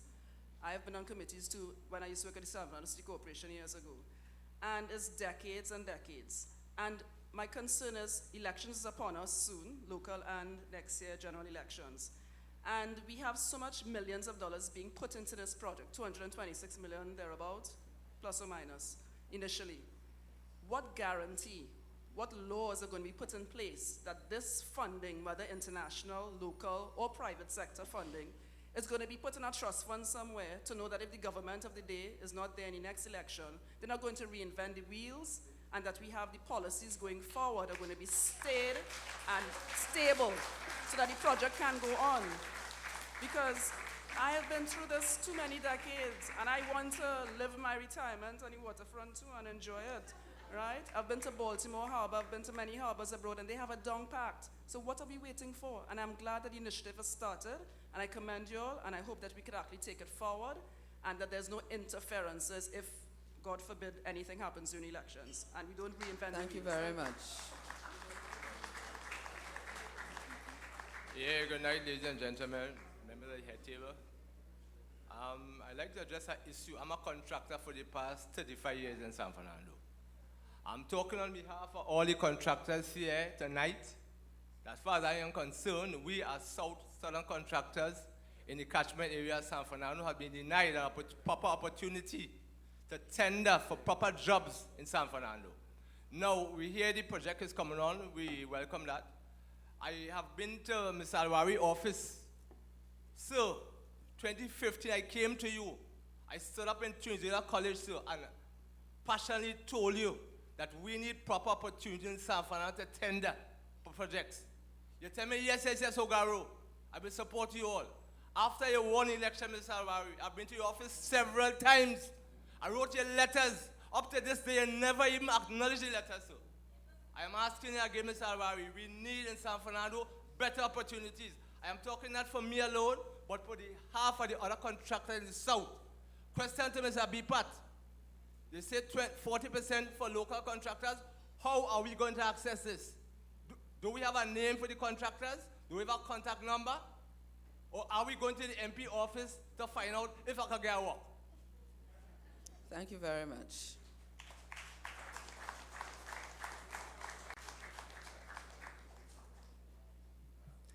Good evening and welcome to all. Good My evening. name is Anthony Wharton. I went to San Fernando Methodist Primary School, and I, up to 1985, I was working on the King's Wharf in San Fernando. So that is to tell you how I welcome to see this thing here today. That's how long I have waited to. Now I am very grateful that all this may come on stream soon when everything is put in place. I wish you all the best in the government when you can get this totally impacted for everybody. My major concern is the cost overruns that the government seems to be having time and time again. I saw the teaching center being built, the teaching college, being built. I cannot remember the hours, but I always wondered why is it that you cannot get people to work for longer hours, like a 12-hour workday or something, or maybe 2 work shifts at 8 hours, because we spend too much money on downtime and cost overruns. And the sooner this project would finish, I may have a couple of years. I wish to see it like the lady said here a while ago. Okay, and I'm very grateful just to see this. Thank you very much. Thank you very much. Mr. Bipad? Madam Moderator, let me beg your indulgence just to, I had a side suggestion by a former PS that I thought was worth hearing. So let me give him the opportunity, with your permission.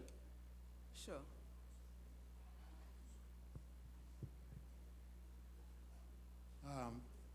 His Worship the Mayor, Honorable Minister present, and I should say distinguished guests, ladies and gentlemen.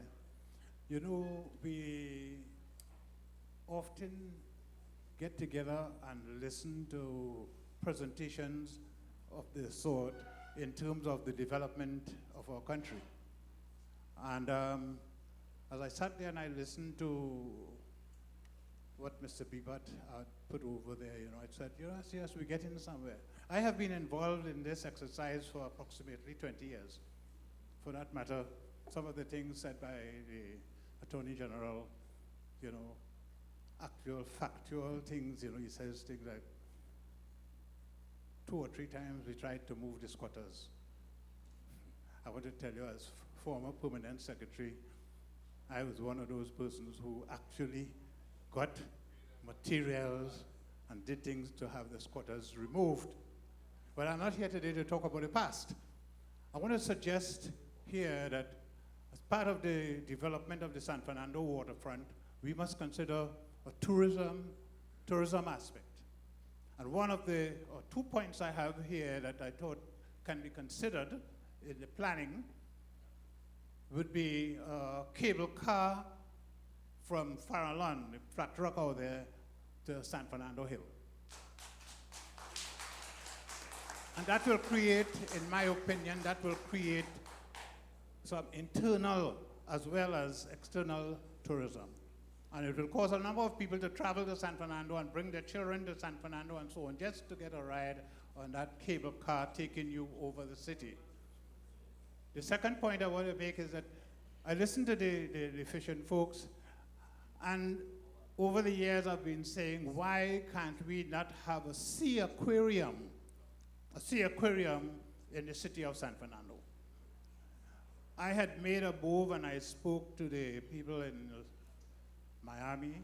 I went across there. They even promised that they will come here if we're going to get that project going. And the existing fish market, possibly we can do some work around it and develop a sea aquarium that is also going to be internal and external tourism for the country as well as for San Fernando. So I would like the planners to consider in their revision and whatever they're doing, consider a cable car, and even that island. I want to make the point, that island out there, when you think about what took place in Dubai with the Palm Island, we can do a lot with Farallon and make it a place that when you get down here, or Paradise Island in the Bahamas, there are so many examples out there. We can do things in order that we can develop the San Fernando waterfront and have things of the sort going for tourism. Thank you. Thank you very much. Yeah. And before one of the designers of the road traffic system, the network, just deal with the matter of the cyclists. Good night, everyone. Just to raise the point, one of the gentlemen spoke earlier about the bike path. Just to make the point that that is actually included in the design. So just to give you an idea, right, we will be reconstructing the seawall and so on. Next to that will be the boardwalk, similar to Chagrama's, and adjacent to that will be a bike path, right? So the intention is to have, you know, all that sort of recreation and so on. Yeah, so I just wanted to make that point. Thank you very much. Thank you. Faris, you want me to deal with the contractor issue, Mr. Ogaro? In 2 seconds. Okay, good. Mr. Singh, of course, commend you and the Chamber of Commerce for the excellent vibrancy that you've brought to the Chamber. We lost the Energy Chamber once the San Fernando Chamber of Commerce. And then we had a chamber that was a little bit larger in name than in body.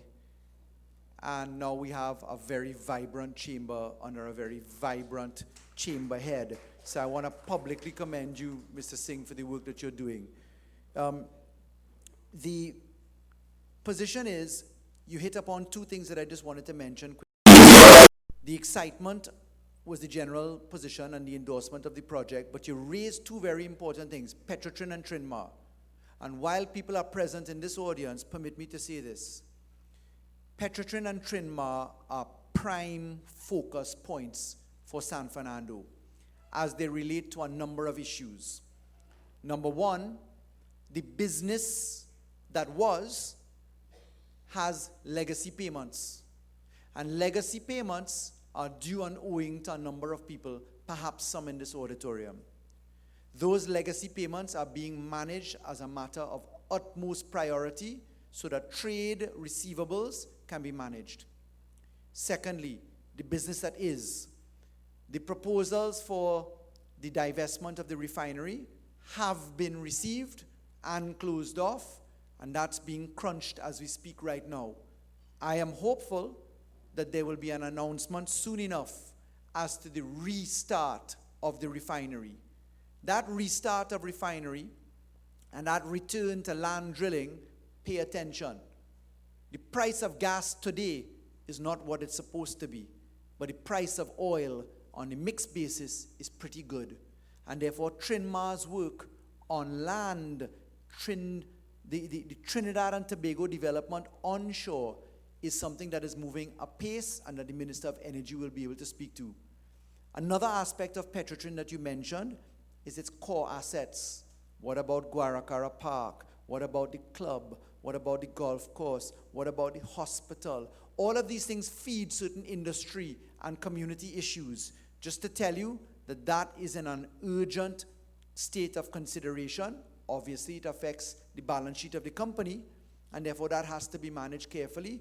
But the aspect of the cabinet, the subcommittee that's dealing with that, assure me that they will be able to treat with that almost imminently. So there's good news to come on the Petrotrin front. What I can tell you, Mr. Ogaro, who is commendably as vociferous as he has always been, his 40% issue together with Kieran's 40% issue, the Chamber's issue is the same. How do you access it? What's the transparency for it? What's the viability for it? What I can tell you is that competitiveness is a requirement, obviously. Secondly, access is an issue, obviously. Part of the contracting is that there's a guarantee for local participation, i.e. local content. That would have to be transparently done by request for proposals, public advertisements, and then introduction, and obviously audit, because it must be audited to be guaranteed that you're not abusing the system. There are local contractor issues, and then there's local labor issues. Because you might have a Port of Spain contractor with his entire workforce in San Fernando. Are we happy? He may be buying from San Fernando. The mix and match aspect, I'll let Mr. Bipat speak to in just a moment, as I touch the other issues that I am capable of addressing. But just to tell you, the contracting side is an important side. Whilst we talk contracting, I want to tell you, the government is treating with a very important issue, which is contracts falling into the wrong hands. What do we mean by that? Gangsters. Do we not have gangsters in this country? We have them. We will be making a public statement on that very shortly to demonstrate how that is managed, so that we treat with crime and criminality in a very particular way. Mr. Ali, thank you, sir, for raising a very important issue. I can assure you the secondary ground is going to be for play. The question is how we mix parking and play. Because play can be had on the upper deck with AstroTurf, with bleachers, and parking hidden away in it. We didn't produce the plans for Skinner Park tonight, but they're done. There are 3 different models for parking and play on the secondary grounds. And they all incorporate those beautiful trees that exist in the savannah. Because God forbid we put God out our mind, as Mr. Mangal is here will testify, and we touch Mr. Rade's noise factor, as he lives in the back there, a sportsman himself, walking the track himself, cut a tree or allow too much noise. You don't want noise pollution into the residential communities that we have along Todd Street, Lesafore West, etc. So I assure you, sir, that the parking and playing are intended always to be mixed, with the playing being paramount. It left up to me, but it's the most expensive version, so it obviously can't happen. I'd have excavated the entire secondary ground down, replaced it with 1 deck on top. That would have given me 1,000 car parks, and then I would have had an AstroTurf on the top with a few bleachers, hockey, tennis, football, you name it. We're there with it. And that's the priority focus for the secondary ground, and I assure you it will be preserved. What I can say next to Mr. Horsley, empowerment of San Fernando, not only our African San Fernando, but all of San Fernando, is the rationale behind this project, and there is room and place for all of us. Mr. Chandler, I got you. There's a press man who boasts us that he rides 90 miles a day on the chat. That's a long ride. They pick up their bikes and they ride from Sangre Grande down to Mayaro and then back up again to San Fernando. Easy. I know you were talking more than just bike lane. You were talking about cycle routes. And I think it's a brilliant suggestion that we allow San Fernando to have our road network, that includes Curtin Rienzi and the whole looping structure, to have a bike lane on the highway aspects, so at least we can have dedicated management of that without risking the life and limb of our cyclists. So our engineer has already spoken to the cycle track, which will run along the length. Your question, I think, also relates to the highway utilization, so we get a proper lapping, so that when we're saying come and do the Tour de San Fernando, you have the distance to run. And that's what I got from what your contribution was. Brilliant suggestion. I think we can look at it with the pure network. Ladies and gentlemen, we had a position about cost overruns, and that's a very important position. Mr. Wharton, you raised that, and it's tied into what Ms. Leasing spoke about. 99% of what we have designed, ladies and gentlemen, is local. And I want to pay tribute tonight to the Minister of Works and Transport and to the Highways Division and Traffic Division, the engineers. You saw a young engineer stand up a little while ago. We have done this analysis and development in-house. And by doing it in-house in the ministries, we have saved a massive amount of money and time. And you will be so proud of what our Ministry of Works and Transport can do and has done. And I pay homage to people like the young engineer sitting with us tonight. We then had Ms. Leasing, 3 points: security, maintenance, and guarantee as to how you treat with the continuity of the project. If we look at security, an integral part of what I, as AG, will be going public with in the next couple of weeks, I'm coming to talk to the public about the wheels of justice and about law and order. But I'm going to do it in a way that you've never seen before, because I'm going to show you what has been done, how it is connected, and how it will work. Past, present, future. And I guarantee you that when you are finished seeing what I'm preparing right now, crime and security will make sense. Why? A few sneak peeks. Eyes everywhere. There will be a network of camera systems everywhere. What use is that to you? A camera? It's called evidence. I have an evidence amendment bill which allows me to use the CCTV footage as evidence in court without having a witness step forward. I have an evidence bill which says if you are a witness, you can give your evidence anonymously, meaning you're not going to get killed for being a witness. Another sneak peek. I just passed at the LRC, and tomorrow it's going to Cabinet, something called the RF tag IDs.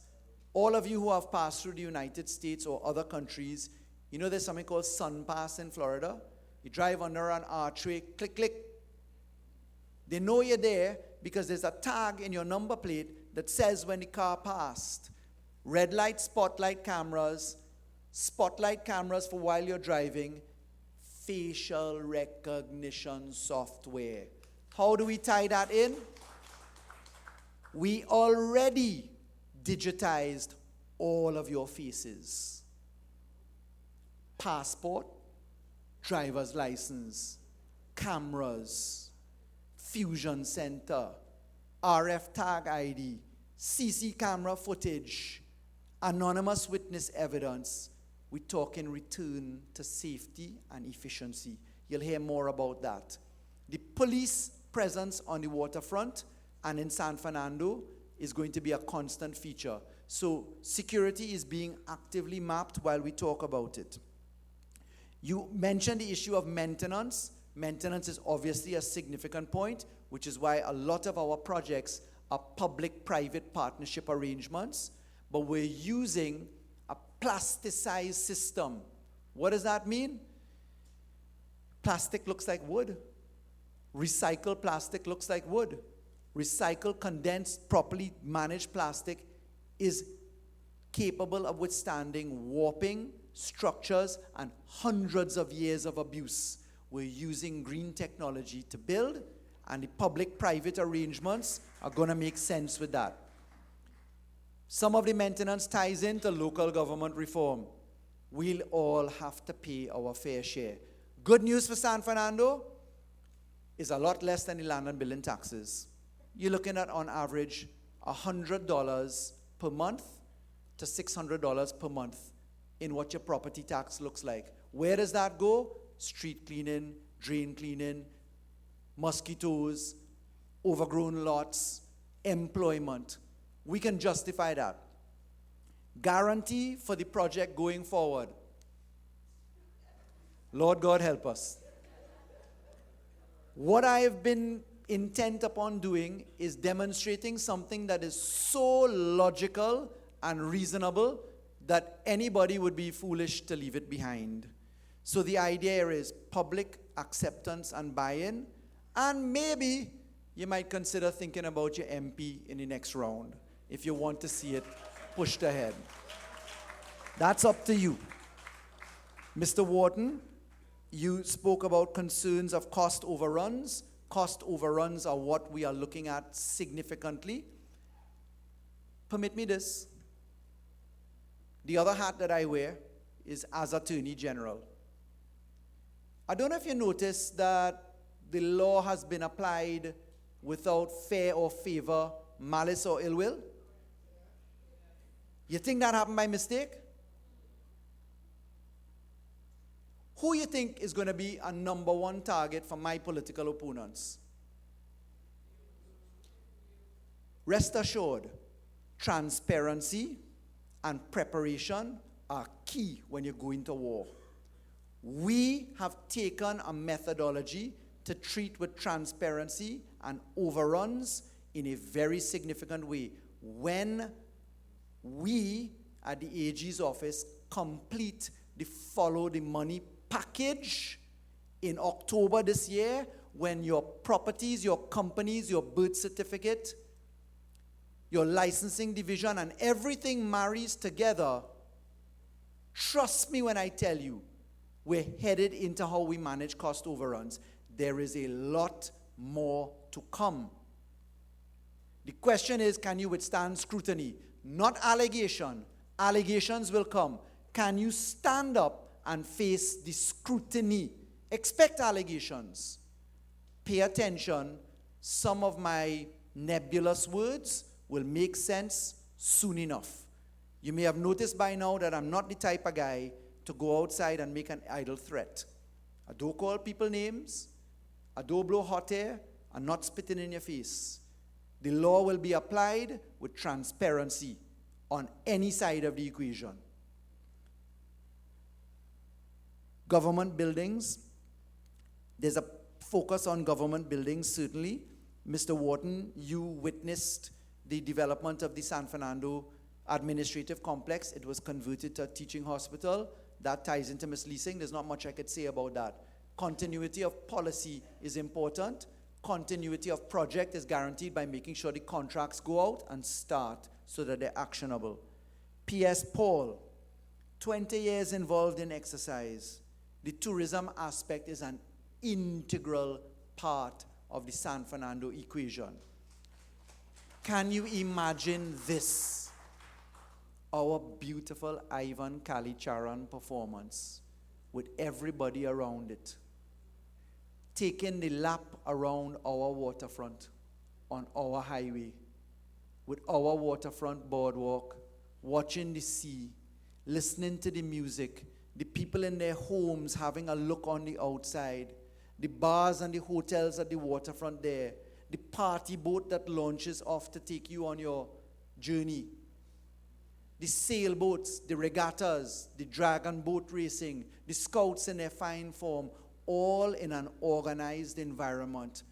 All of that is tourism, Mr. Paul, and we certainly pay attention to it. The cable cars and the marine positions, investors will come.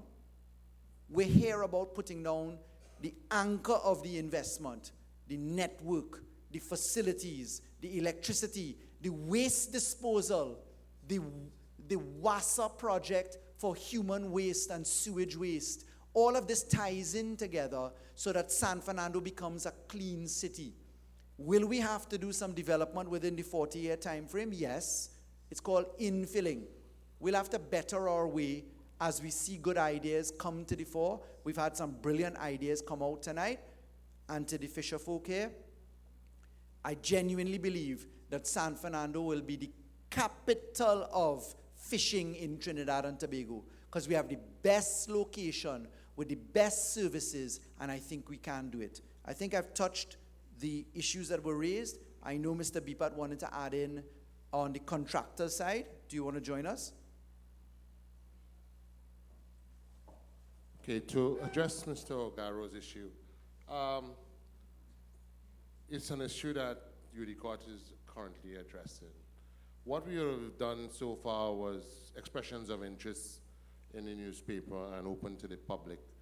Of course, with that, you get everybody and the grandmother coming. The chairman and I were discussing this today because it is important that we engage contractors from San Fernando.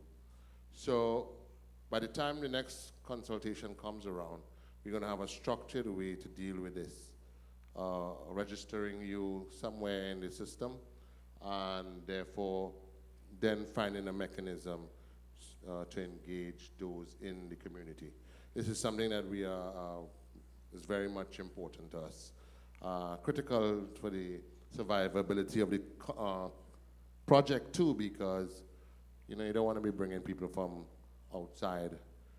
You see Mikey Joseph is here, and my phone gets tired when he starts to call my phone.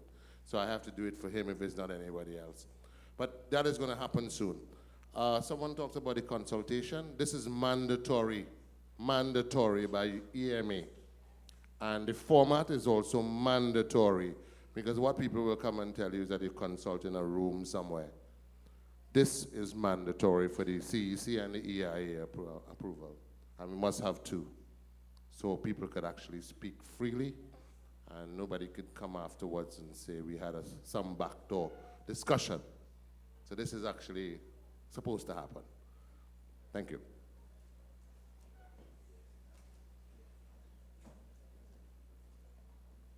Okie doke. Thank you very much, MP, for clarifying a number of issues for us. We appreciate it. And thank you very much, Mr. Bipath, for also helping us understand what some of the requirements are, what is being done, and what is planned. It is 8:33 in the evening. And so we have to wrap up our session, which, yes, and Mackay's hands are waving to tell me to remind you, we do have some refreshments, and we hope that you'll stick around and continue having the conversation that we could not complete during the time that we had. The 2 hours have passed so very quickly. We're very grateful that you chose to be here with us this evening, and we are going to end in the way that we began, by having the first citizen of San Fernando make his final remarks and wrap up the session.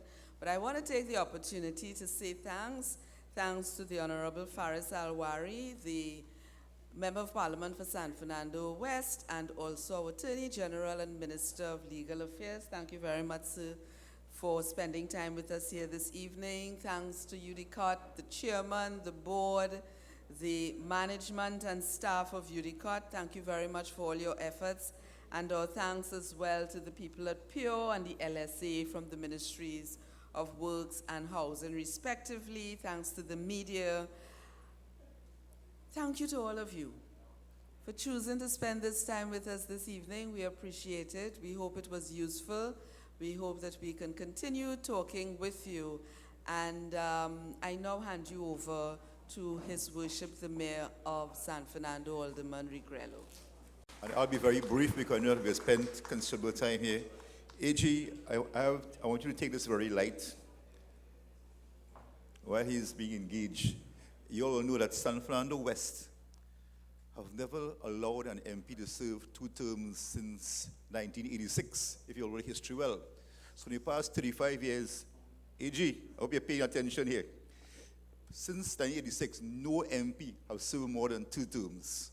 This is very serious, and I think what this gentleman is doing here is working very, very hard to ensure that he does 2 terms. So let's hope that we give him support. I guess what was outlined here this evening makes it very exciting for all of us, and you could see why I began by saying I'm excited what's happening in San Fernando. Just to add to what was said earlier, the turning ceremony for Skinner Park begins in about a week time or so. I know the AG is available. We are waiting on the Prime Minister's availability. Once he gets the go-ahead, the Skinner Park process will start, and also let you know that the main 2 pavilions will be completed by December the 31st. So there is a possibility for those who are, like me, carnival-oriented, there's a possibility that we may still have fiesta in Skinner Park once you get those pavilions finished, because it's who's doing it again? Contractor? York contractor. So they give us assurance that they may have the pavilions completed by that time. So we're very much in stream with that. And Mr. Garcia earlier on, I understand that PURE may start the highway aspect of the waterfront by November. I understand, Mr. Garcia? By November. So we're very much in stream, as Mr. Bipat said earlier on. This is not a talk shop. This is work in progress. So I'm very excited about that. And we have to understand that San Fernando is a very peculiar. We did not design San Fernando. San Fernando is what it is. It's unique in its terrain, the way it is made up. Let me give an example. Harris Promenade has 3 churches, 3 schools, a magistrate court, a Supreme Court, a police station, city hall, a teaching hospital, a general hospital, and a barrage of lawyer offices. That's what it is. It is a nightmare to come down Harris Promenade between 7:30 and 8:30 in the morning, with parents dropping off children to school, and make it worse. 2 weeks' time, there are a lot of young children coming to school for the very first time. St. Gabriel's, Boys RC, St. Joseph Convent, first time. Parents dropping the children in a classroom on Harris Promenade. These challenges we have. So our responsibility is to make sure that there's a free and a simple flow of traffic. Our job is to prepare the city for what it lies ahead. There are several new projects that somebody outlined early on. This is a new frontier developing. What we propose to do with the recommendation for the North-South taxi stand, this is a trial process. It could last for 1 week, it could last for 1 month. If it does not work well, we'll find our plan B. They spoke about security.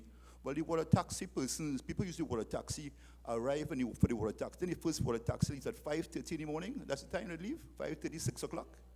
They leave at that time. And I've never heard anybody complain about security issues on the wharf.